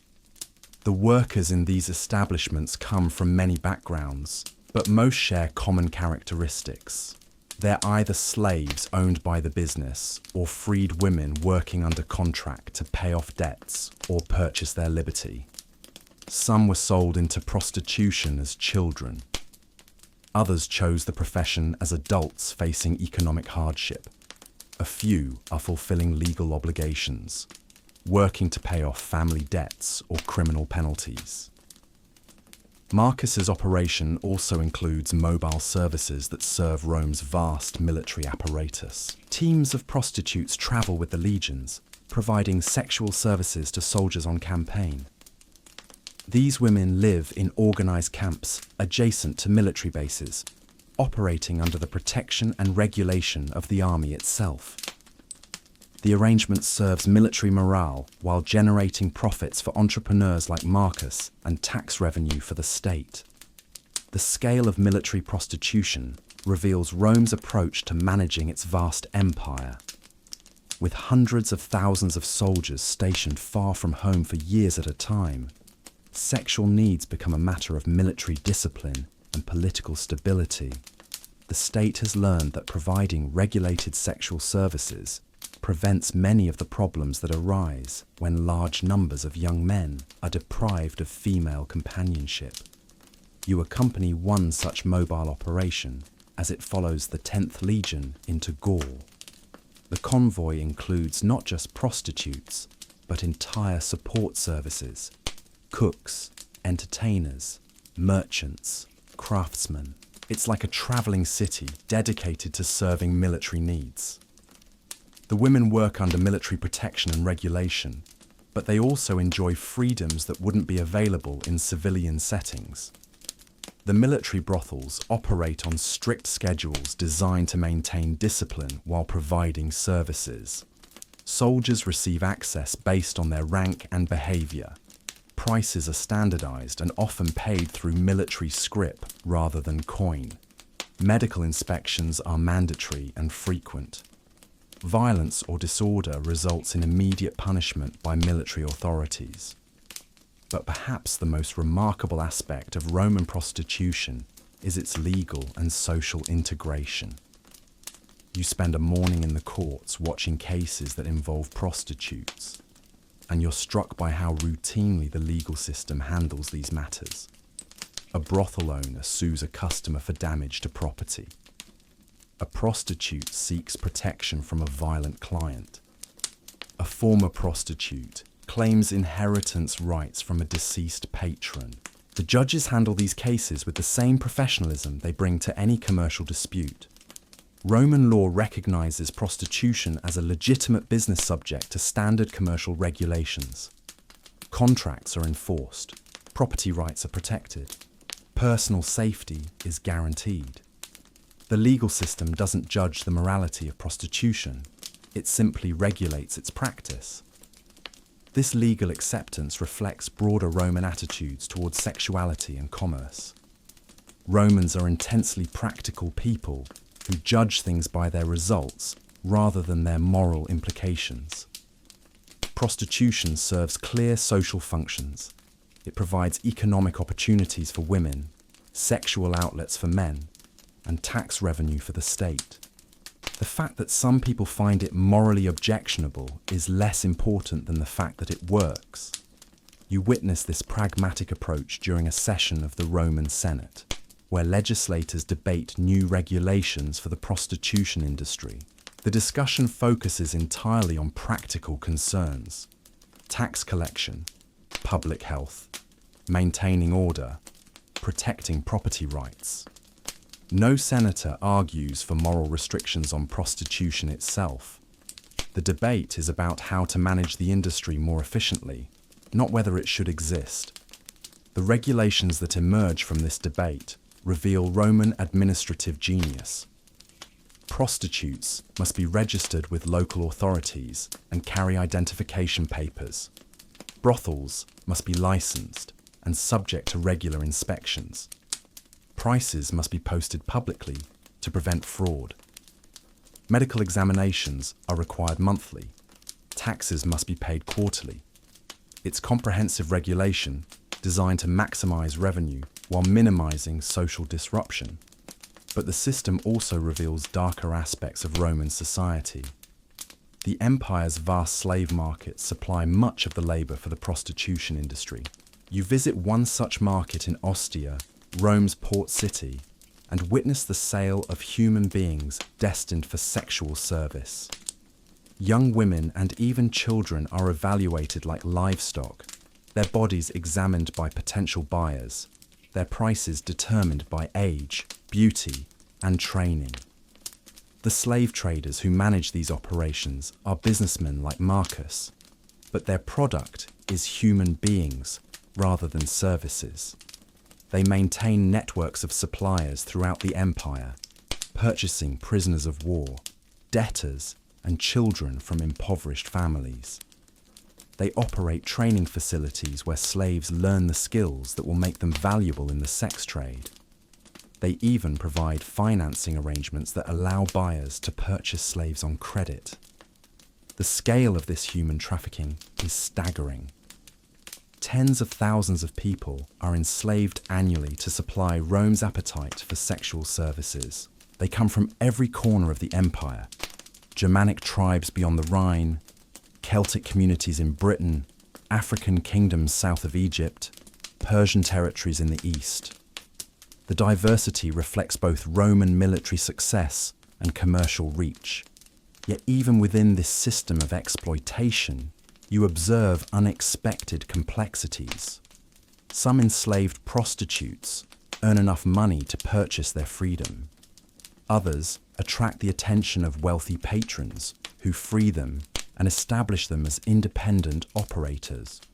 A few become so successful that they acquire slaves of their own, reproducing the same system that once oppressed them.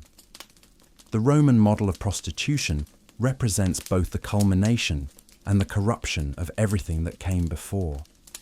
It combines Greek sophistication with Roman efficiency, creating an industry that serves every level of society with professional competence. But it also industrializes human exploitation on a scale that earlier civilizations never achieved. Standing in the Forum Romanum as the sun sets behind the seven hills, watching senators and merchants conclude their daily business before heading to the entertainments that await them, you understand that you've witnessed the full flowering of commercial sexuality. Rome has created a system so efficient, so comprehensive, and so profitable that it will serve as the template for sexual commerce for the next 2 millennia. But you also understand that this achievement comes at a terrible cost. In perfecting the business of selling human sexuality, Rome has also perfected the business of buying human beings. The empire that brought law, engineering, and civilization to the known world has also brought slavery, exploitation, and the complete commodification of human intimacy. The eternal city burns with the light of 1,000 oil lamps, illuminating pleasures and horrors in equal measure. The world's oldest profession has reached its classical zenith, but that zenith casts shadows that will darken human civilization for centuries to come.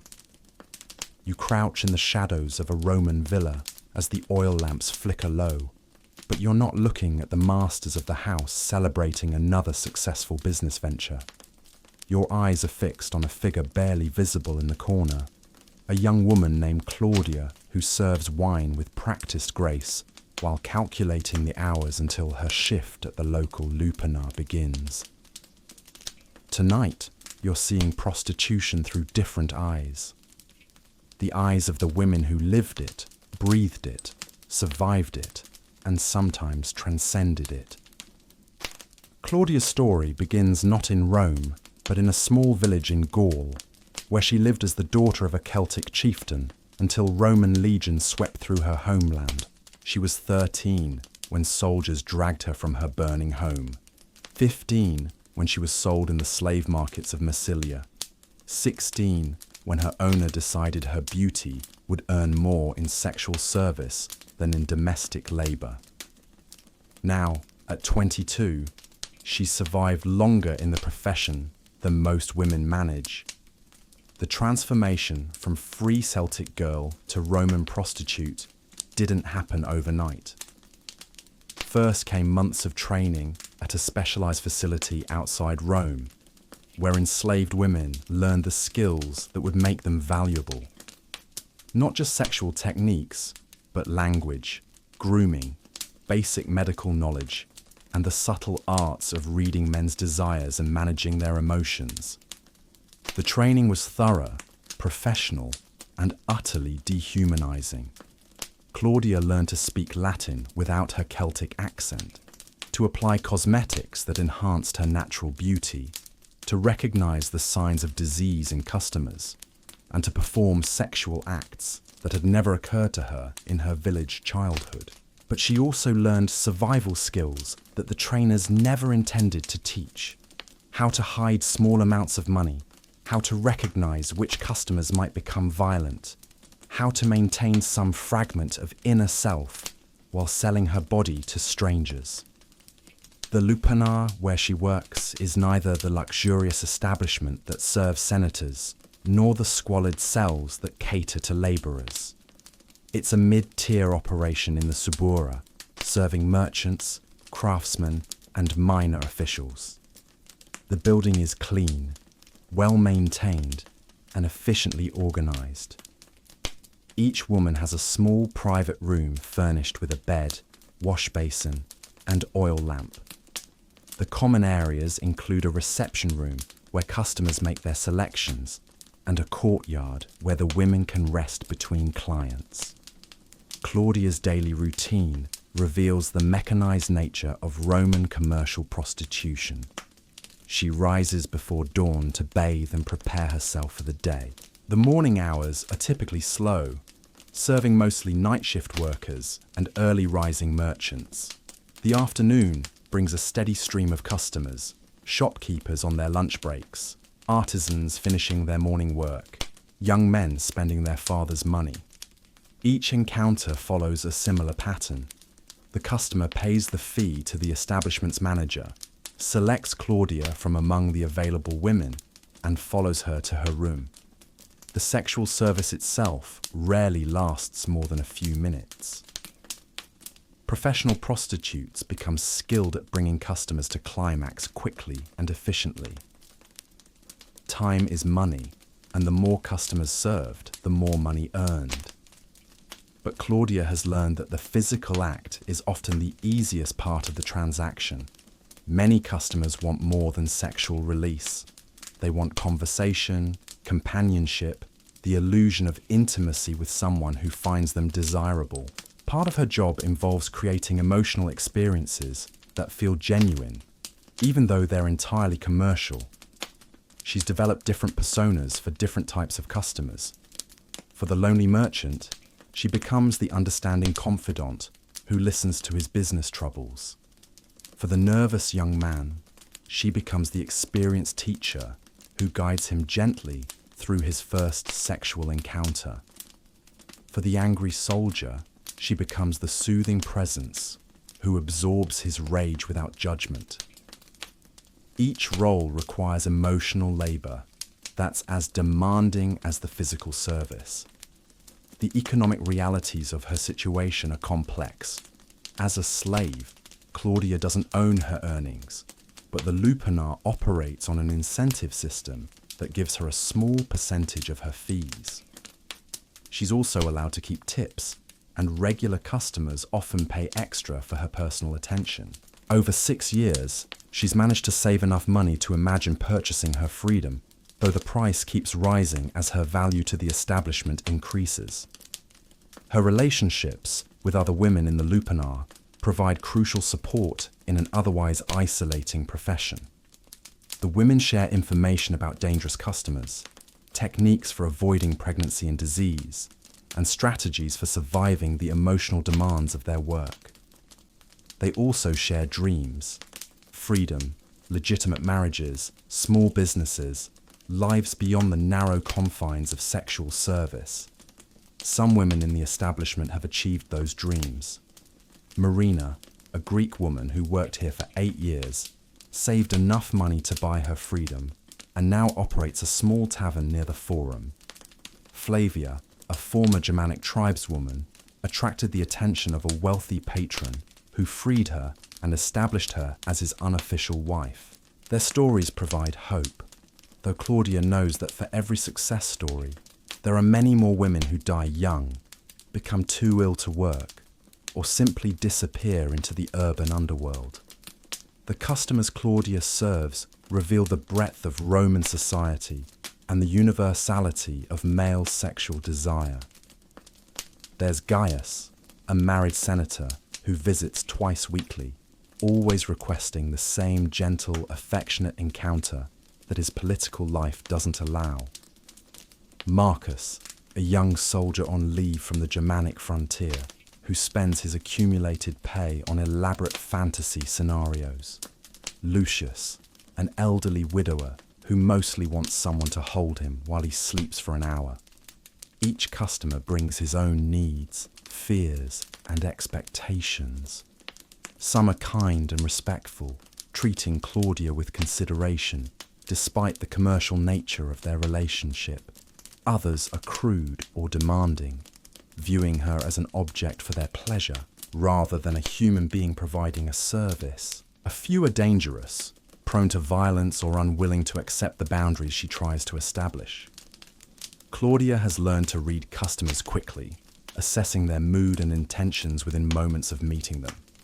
She knows which ones respond to submission and which prefer more assertive partners. She can identify the customers who might become regular clients worth cultivating, and those who should be served quickly and forgotten. These skills represent a form of intelligence and emotional sophistication that the broader society rarely acknowledges. The physical toll of her profession is constant. Multiple sexual encounters daily, often with partners who show little concern for her comfort or pleasure, leave her body sore and exhausted. The lupiner's physician examines the women regularly, but medical knowledge is limited, and treatments for sexually transmitted diseases are primitive and often ineffective. More challenging is the psychological impact. Selling sexual intimacy while protecting her inner emotional life requires constant vigilance. Claudia has learned to compartmentalize, creating mental barriers between her professional performance and her private self. But those barriers sometimes break down, especially during encounters with customers who remind her of her former life or her lost hopes. The social stigma attached to her profession affects every aspect of her life outside the lupanar. When she ventures into the markets or public spaces, people who recognize her occupation treat her with a mixture of fascination and disgust. She's simultaneously desired and despised, sought after and shunned. Even her fellow slaves often maintain distance, as if her profession might contaminate them. Yet Claudia has also discovered unexpected sources of dignity and agency within her constrained circumstances. Her regular customers often seek her advice about personal matters, recognizing an intelligence and wisdom that her social status officially denies. She's learned to read and write, skills she uses to manage her small savings and correspond with other women in the profession. She's even begun teaching younger women the survival strategies she's developed. The religious dimension of her life provides another form of resistance to her circumstances. Claudia continues to honor the Celtic gods of her childhood, though she's also adopted Roman deities who offer protection to women in her profession. Her prayers aren't for rescue from her situation, but for strength to endure it with dignity and wisdom to make the choices that will eventually lead to freedom. Her relationship with the lupanar's manager, a freedman named Quintus, who was once enslaved himself, illustrates the complex power dynamics within the prostitution industry. He's both her oppressor and her protector, extracting profit from her body while also ensuring her safety and health. He recognizes her value as a skilled professional and treats her better than he might treat a less profitable worker. Quintus has even begun discussing the possibility of Claudia purchasing her freedom, though the negotiations are complex. Her value to the establishment has increased as she's gained experience and built a clientele of regular customers. The price of her freedom must compensate for the lost future earnings, making liberation increasingly expensive, even as her ability to pay for it grows. As you watch Claudia navigate another evening of commercial sexual encounters, performing intimacy while protecting her autonomy, you understand that you're witnessing more than just the human cost of prostitution. You're seeing the extraordinary resilience and intelligence that allows some women not just to survive, but to find agency within systems designed to exploit them. Her story illuminates truths about the ancient world that the accounts of kings and generals never reveal. That slavery and freedom exist on a spectrum, rather than as absolute categories. That human dignity can persist even in the most degrading circumstances. That women can find ways to resist and transcend their oppression, even when they cannot escape it. Claudia represents thousands of women whose names history never recorded, but whose experiences shape the development of human civilization. They were not just victims of male desire and economic exploitation. They were survivors, strategists, and sometimes even victors in their struggles against a system that sought to reduce them to commodities. Standing in the shadows of the Roman night, watching this young Celtic woman transform herself once again into the persona that will help her survive another day, you understand that the human cost of prostitution cannot be measured only in suffering. It must also be measured in the remarkable strength of the women who endured it, transcended it, and sometimes even turned it to their advantage. The oil lamps burn low, but Claudia's spirit burns bright. She is both victim and survivor, commodity and human being, prostitute and woman. In her story lies the truth that no historical account of prostitution can be complete without acknowledging the courage of the women who lived it. You stand at the crossroads of history as the old Roman gods fade into twilight and a new faith rises like the morning sun over the empire.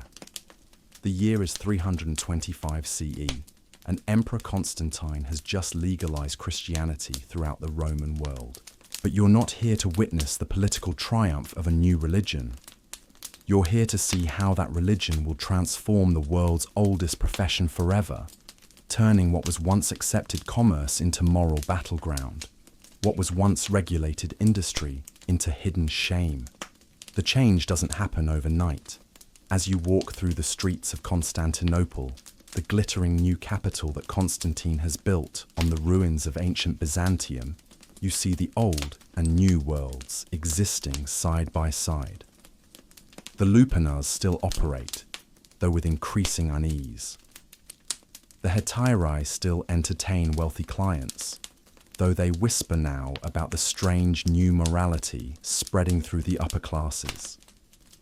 The temple prostitutes still serve their ancient goddesses, though their sanctuaries feel increasingly isolated, like islands of the past in a sea of change. Your guide through this transformation is Bishop Chrysostom, a man whose very name means golden-mouthed for his skill at preaching.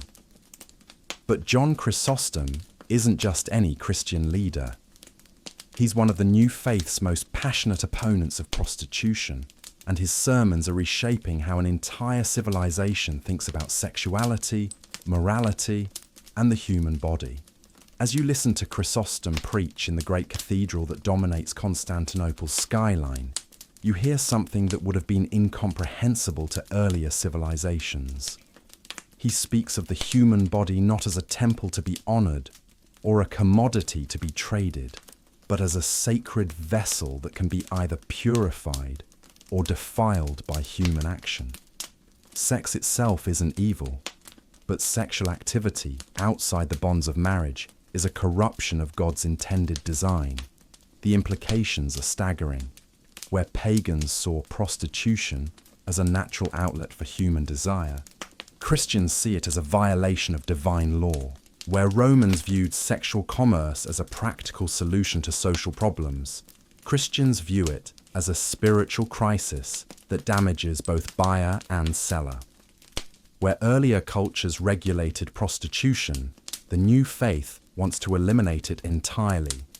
But theory and practice are different things, and you quickly discover that Christian morality is colliding with economic and social realities that won't disappear simply because a new emperor has embraced a new faith. The brothels of Constantinople continue to operate, but now they do so under a cloud of moral disapproval that changes everything about how the business functions. You witness this transformation when you visit one of the city's remaining lupanars. The building looks the same, the services offered are identical, but the atmosphere has changed completely. Where once customers entered openly and without shame, now they arrive under cover of darkness, faces hidden, voices lowered.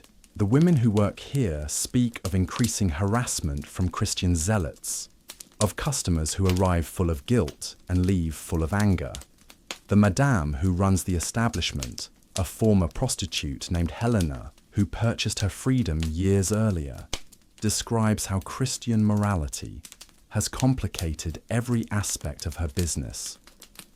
Some customers have stopped coming entirely, claiming religious conversion. Others arrive drunk and belligerent, as if alcohol can wash away the sin they believe they're committing. Still others have become violent, treating the women badly because they see them as tempters leading men away from righteousness. But the most disturbing change is in the women themselves. Many now internalize the shame that Christian teaching attaches to their profession. Where earlier generations of prostitutes might have taken pride in their skills or independence, the current generation increasingly sees themselves as fallen women, sinners beyond redemption. The psychological damage of this self-perception often proves more destructive than the physical demands of the work. Helena tells you about women who've attempted suicide rather than continue in prostitution, convinced that their souls are doomed. Others have fled to convents, seeking forgiveness through extreme religious devotion. A few have tried to maintain their faith while continuing their profession, creating an internal conflict that tears them apart emotionally. The Christian response to prostitution isn't limited to moral condemnation. As you explore Constantinople's growing network of churches and monasteries, you discover that the new faith is also creating practical alternatives. Convents offer refuge for women seeking to escape prostitution. Church-funded hostels provide temporary shelter for those with nowhere else to go. Christian charities distribute food and clothing to women trying to transition to other forms of work. But these alternatives come with their own costs. The convents require strict vows of chastity and poverty that many former prostitutes find impossible to maintain. The hostels are overcrowded and underfunded, often turning away more women than they help. The charitable programs are inconsistent, dependent on the generosity of individual donors rather than systematic support. You meet some women who have successfully made the transition from prostitution to Christian respectability. Sister Pelagia was once one of Constantinople's most successful hetairai, earning enormous sums by entertaining senators and merchants. Now she leads a convent that provides sanctuary for former prostitutes, though she speaks candidly about the challenges of her new life. The discipline required for monastic life, she explains, is in many ways more demanding than the constraints of prostitution. As a hetaira, she controlled her own schedule, chose her clients and accumulated wealth. As a nun, she owns nothing, obeys superiors without question, and devotes her life to prayer and service. The trade-off provides spiritual satisfaction, but eliminates the independence and economic security that her former profession offered. Other women have found different paths. Anastasia married a Christian merchant who was willing to overlook her past in exchange for her beauty and social skills. But the marriage requires her to maintain complete secrecy about her former profession, living in constant fear that her husband's business associates or church community might discover her history. Theodora has used her savings to open a small shop selling textiles, but she struggles to compete with established merchants and often barely earns enough to survive. The skills that made her successful as a prostitute, reading people's desires and managing difficult personalities, translate poorly to legitimate commerce. As you observe these individual stories, you begin to understand that Christianity's campaign against prostitution is creating new forms of suffering, even as it attempts to eliminate old ones. Women who might have found dignity and economic security in regulated sexual commerce now face poverty, isolation, and psychological torment as they try to conform to moral standards that offer them few viable alternatives. The male customers are experiencing their own form of moral crisis. You spend an evening in a tavern near the Hippodrome, listening to men discuss how Christian teaching has complicated their relationship with sexuality. Some speak of guilt and shame that consume them after visiting prostitutes, emotions that earlier generations of men rarely experienced. Others describe the difficulty of remaining celibate until marriage when their hormones and desires remain unchanged by religious conversion. A young man named Constantine, named after the emperor but born into a Christian family, describes the impossible situation facing unmarried men in the new moral order. Christian teaching forbids sexual activity outside marriage, but economic realities often prevent men from marrying until their 30s. The prostitution that previous generations used to manage this problem is now defined as sinful, but no alternative outlet is provided. The result, Constantine explains, is a generation of young Christian men torn between natural desires and religious obligations. Some maintain strict celibacy at enormous psychological cost. Others visit prostitutes and then spend days in agonized prayer for forgiveness. Still others abandon Christianity entirely, rather than accept its sexual restrictions. The broader social implications of this moral transformation become clear when you attend a session of Constantinople's City Council, where officials debate new laws regarding prostitution. The Christian influence is obvious, but so are the practical challenges of implementing religious morality through secular legislation. Some council members argue for immediately banning all prostitution, claiming that a Christian empire cannot tolerate such obvious sin. Others point out that sudden prohibition would create enormous social problems. Thousands of women would be left without income, customers would seek illegal alternatives, and the city would lose substantial tax revenue. The compromise they reach reveals the awkward position of a Christian government trying to eliminate practices that earlier administrations had regulated and taxed. New laws make it illegal to force women into prostitution, but don't ban the voluntary practice. Existing brothels can continue operating but cannot expand or advertise their services. Public display of prostitution is prohibited, but private arrangements between consenting adults are technically legal. The result is a system that satisfies no one. Christians complain that the laws don't go far enough to eliminate sin. Prostitutes and their customers find that partial legality creates more problems than complete prohibition or complete acceptance. Law enforcement officials struggle to interpret and implement regulations that seem designed more to assuage religious concerns than to address practical realities. You witness the confusion firsthand when you observe a raid on an illegal brothel. The establishment was operating without proper licenses, but the real issue is that local Christian leaders had pressured authorities to shut it down for moral reasons. The women arrested include both slaves forced into prostitution and free women working voluntarily. The customers caught in the raid range from minor craftsmen to wealthy merchants. The legal proceedings that follow reveal how inadequately the system is prepared to handle the intersection of religious morality and commercial sexuality. Some defendants claim religious conversion and beg for mercy. Others argue that they were simply engaging in commerce that was legal when they began their transactions. The judges struggle to apply laws that seem to change meaning depending on who is interpreting them. But perhaps the most significant change brought by Christianity isn't legal or economic, but psychological. As you spend weeks moving through Constantinople's diverse communities, you observe how the new faith is transforming human consciousness itself.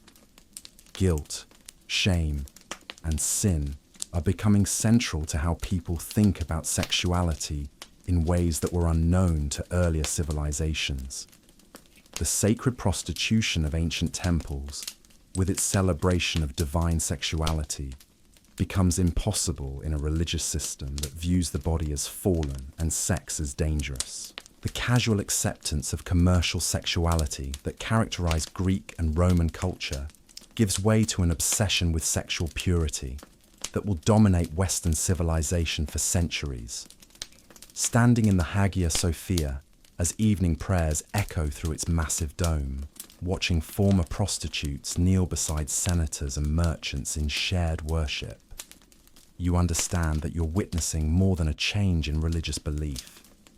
You're seeing the birth of a new relationship between sexuality and spirituality, one that will reshape human civilization for the next millennium and beyond.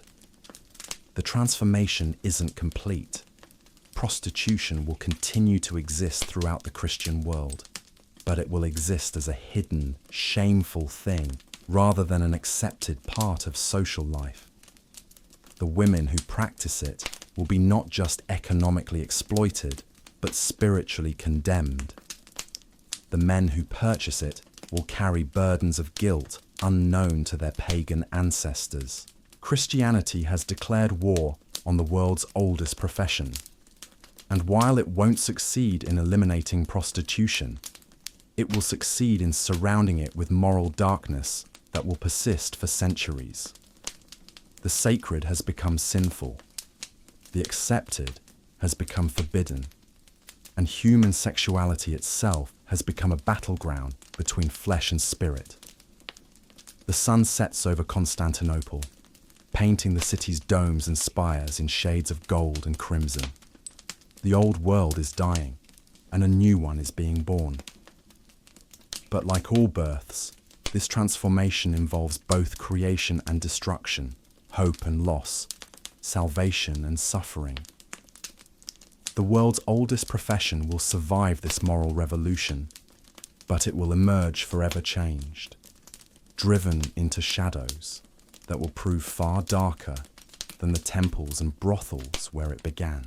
You stand in the shadowed doorway of a modern apartment building, the neon glow of a 24-hour convenience store flickering across the rain-slicked street. But you're not here to observe contemporary life. You're here because the echoes of that first sacred transaction in a Mesopotamian temple still reverberate through every corner of the modern world. The woman walking past you on this city sidewalk, head down, phone pressed to her ear, carries within her story the DNA of every priestess, every courtesan, every desperate mother who ever exchanged intimacy for survival. The conversation she's having would be familiar to Shamat in ancient Babylon, to Claudia in Roman Lupanas, to the anonymous women who fled persecution in Christian Constantinople. Different words, same negotiations, different technology, same human needs. The world has changed everything and nothing about the world's oldest profession. 5,000 years have passed since you first witnessed the sacred marriage in Inanna's temple, and the transformation is both complete and circular. What began as divine communion became commercial transaction, evolved into organized industry, was driven underground by moral revolution, and has now emerged in the digital age as something simultaneously more complex and more brutally simple than ever before. You follow the woman, not as predator, but as witness, and discover that her name is Sarah. She's 24 years old, has a bachelor's degree in social work, lives in a studio apartment she can barely afford, and supplements her income from legitimate employment by selling sexual services through encrypted messaging apps. She represents millions of women worldwide who have found that the ancient profession offers solutions to modern economic problems that legitimate work cannot provide. Sarah's story begins not with desperation, but with calculation. Student loans, rent, healthcare costs, the gap between minimum wage and living wage in contemporary urban America. She discovered that she could earn in one evening what her social work position pays in a week. The mathematics were compelling, even if the emotional costs remained uncertain. Her clients aren't the exotic figures of ancient empires, but ordinary men facing the same fundamental human needs that drove worshippers to Mesopotamian temples. Divorced executives seeking companionship without emotional complexity. Young professionals too busy with careers to maintain relationships. Older men whose wives no longer share their sexual interests. The faces change, but the fundamental human longings remain constant. The technology that connects Sarah with her clients would astonish the brothel keepers of Rome or the madams of Constantinople, but the essential transaction they're facilitating is identical to what happened in Babylon's pleasure districts. A website displays photographs and descriptions, like a digital version of Marcus Flavius Mercator's catalogue of available women. Encrypted communications protect privacy in ways that shadowy medieval arrangements never could. Electronic payments eliminate the crude exchange of coins that characterized earlier eras, but the fundamental exchange remains unchanged. Intimacy for money, connection for compensation, the temporary satisfaction of human longing through commercial transaction. The priestesses of Inanna channeled divine energy through sexual union. Sarah provides emotional and physical services through human connection. The mythology has changed, but the core human needs being addressed are eternal. You observe Sarah preparing for an appointment, and the ritual is both utterly modern and hauntingly ancient. She showers with expensive soaps, applies makeup with artistic precision, dresses in clothing chosen to project specific images. The preparation serves the same function as the sacred oils and ceremonial garments of ancient priestesses, transforming an ordinary woman into a fantasy figure capable of fulfilling desires that everyday life cannot satisfy. The hotel room where Sarah meets her client could be anywhere in the world, and in many ways it is. Anonymous, temporary, designed for encounters that exist outside normal social structures. The conversation that begins their interaction covers territory that would be familiar to any hetaira in classical Athens. His work stress, her apparent interest in his success, the mutual pretense that this encounter is about more than commercial transaction. But what strikes you most powerfully is not how much has changed, but how little. The client, a successful attorney named David, seeks the same things that drove men to ancient brothels. Sexual satisfaction without emotional complication, the fantasy of being desired, temporary escape from the responsibilities and failures of ordinary life. Sarah provides these services with professional competence that would be recognized by any experienced courtesan throughout history. The transaction reveals both the evolution and the stasis of prostitution. The legal framework is vastly more complex than anything Hammurabi could have imagined, with laws varying by jurisdiction and constantly shifting in response to political pressures. The health considerations are both more sophisticated and more dangerous than in earlier eras, with modern medicine preventing many diseases while creating new forms of risk. But the fundamental power dynamics remain unchanged. David has money and social status. Sarah has youth and beauty. He seeks services she can provide. She needs income he can supply. The negotiation, the service, the payment, the departure, all follow patterns established 5 millennia ago in very different societies facing identical human realities. You follow Sarah through a typical week and discover that modern prostitution has become both more democratic and more stratified than its ancient predecessors. Technology allows her to work independently, without the pimps or madams who controlled women in earlier eras. But the same technology creates new forms of exploitation and competition that earlier generations never faced. Her clients span the full spectrum of modern society, revealing how completely sexual commerce has penetrated contemporary life. There's Michael, a factory worker saving for months to afford one evening with Sarah. There's Robert, a tech executive who can purchase her services casually but seeks emotional connection that his wealth can't buy elsewhere. There's James, a disabled veteran whose injuries make conventional relationships difficult, but whose needs remain unchanged. Each client brings contemporary anxieties to an ancient transaction. The fear of emotional intimacy that characterizes modern relationships. The isolation of urban life that leaves people surrounded by others, but fundamentally alone. The economic pressures that make traditional courtship and marriage seem like luxuries rather than natural life stages. Sarah has learned to provide more than sexual services.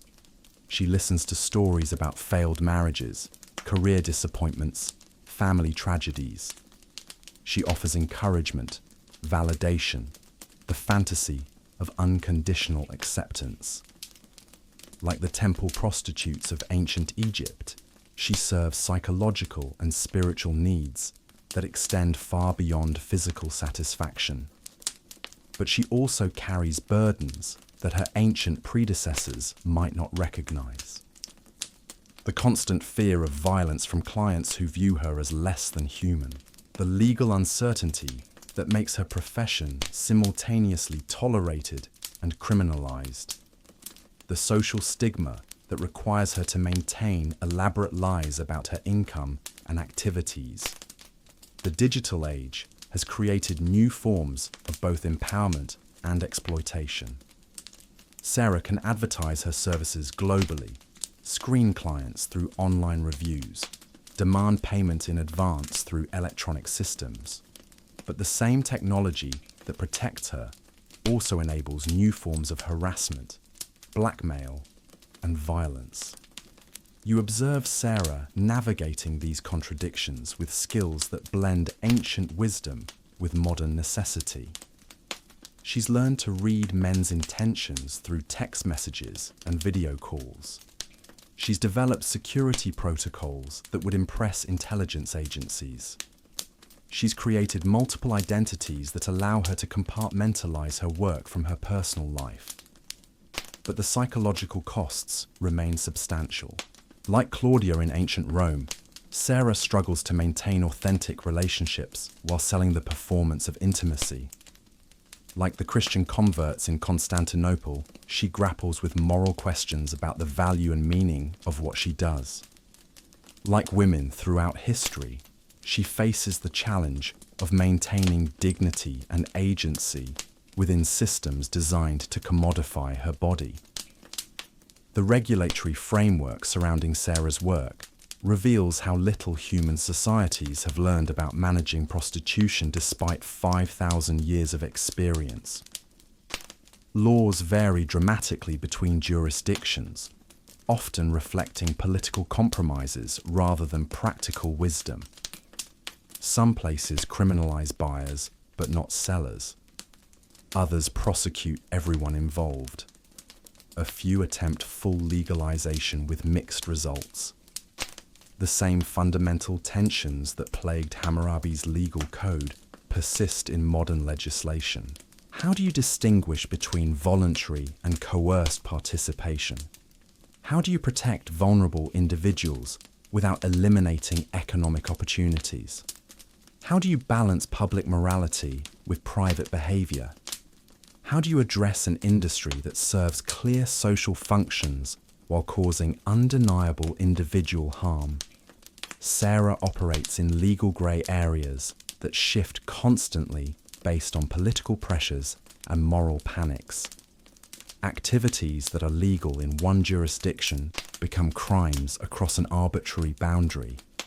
Services that are tolerated during stable periods become prosecuted during periods of social anxiety. The uncertainty creates stress and danger that regulated industries never face. But perhaps the most significant change from ancient times is the scale of modern prostitution. Where temple prostitution served thousands and Roman brothels served tens of thousands, Contemporary sexual commerce involves millions of women worldwide. The internet has democratized access to both buyers and sellers, creating a global market that dwarfs anything previous civilizations achieved. The diversity of modern prostitution reflects this global scale. High-end escorts who earn more than many professionals. Street workers struggling for daily survival. Cam performers who never meet clients physically. Sugar babies seeking ongoing financial support. Massage parlor workers providing services in semi-legitimate businesses. Each category represents different relationships between sexuality, economics, and social status. Yet beneath this diversity, the fundamental patterns remain constant. Women with limited economic alternatives selling access to their bodies. Men with resources seeking satisfaction for desires that conventional relationships don't fulfill. Societies struggling to balance moral concerns with practical realities. The technology changes, but the human dynamics persist. You spend an evening with Sarah as she works from her apartment, managing multiple clients through video calls and text messages. The efficiency would amaze earlier generations of prostitutes. She can serve clients on different continents simultaneously, accept payments from multiple sources, maintain detailed records of preferences and boundaries. It's capitalism and sexuality merge through technology in ways that previous eras could never imagine. But watching her perform intimacy for a camera, while calculating how much money she needs to earn this month to pay her bills, you understand that something essential has been lost in the translation from sacred to secular to digital. The priestesses of Inanna believed they were channeling divine power. The hetairai of Athens provided genuine cultural sophistication. Even the commercial prostitutes of Rome offered authentic human connection. Sarah provides professional service with remarkable skill, but it's clearly performance rather than connection. The clients receive sexual satisfaction and emotional validation, but they know they're purchasing artificial experiences. The transaction meets immediate needs while creating deeper hungers for authentic intimacy that commercial sexuality cannot satisfy. Standing in Sarah's apartment as the city lights twinkle beyond her windows, watching her navigate the same fundamental tensions that have characterized prostitution throughout human history, you understand that you've completed a circle. The sacred has become profane. The communal has become individual. The physically present has become digitally mediated. But the underlying human needs that created prostitution in the first place remain unchanged. The story that began in a Mesopotamian temple with a priestess channeling divine energy through sexual union has led to this moment. A young woman in a modern apartment selling intimacy through a screen to strangers she will never meet. The technology is miraculous, the efficiency remarkable, the scale unprecedented. But the fundamental human longing for connection, for acceptance, for transcendence through physical intimacy remains as powerful as ever. The world's oldest profession has survived every attempt to eliminate it, adapted to every technological innovation, and persisted through every moral revolution. It survives because it addresses needs that are woven into the fabric of human nature itself. Those needs have been served in temples and brothels, palaces and back alleys, through sacred ritual and commercial transaction, with divine blessing and social condemnation. Sarah represents the latest chapter in this ancient story, but not its conclusion. As long as humans experience loneliness, desire, and the need for intimate connection, there will be people willing to provide those experiences commercially. As long as economic inequality persists, there will be people willing to sell access to their bodies to survive and thrive. The priestesses of Inanna understood something that contemporary society has forgotten, that sexuality is sacred.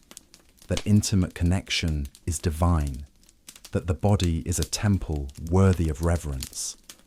But they also understood something that modern romanticism often denies, that human needs are real and powerful, that meeting those needs requires practical solutions, and that the intersection of sexuality and commerce is not inherently corrupt.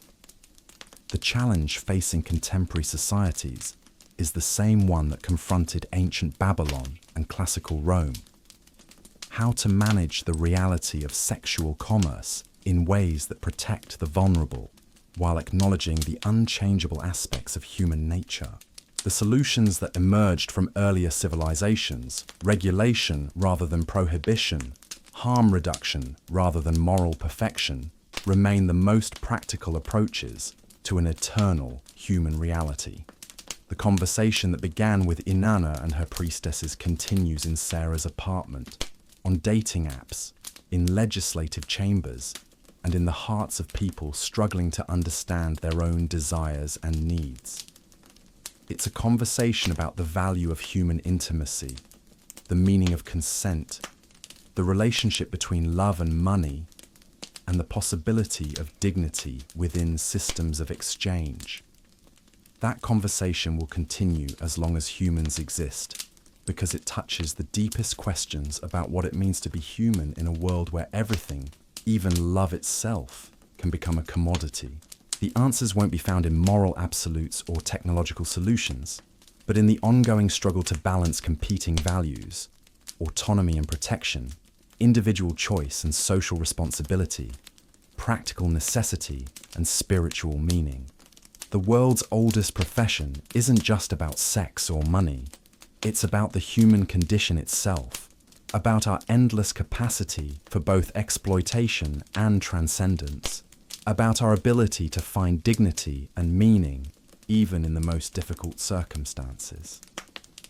In Sarah's story, as in the story of every woman who ever exchanged intimacy for survival, we see reflections of our own struggles to connect, to survive, and to maintain our humanity in a world that often seems determined to reduce us to mere commodities. The ancient priestesses knew something that we're still learning, that the sacred and the commercial, the spiritual and the physical, the individual and the communal, are not opposites, but different aspects of the same eternal human story. That story began in a temple 5,000 years ago, and it continues in apartments and hotels and digital spaces around the world today. It's a story about us all,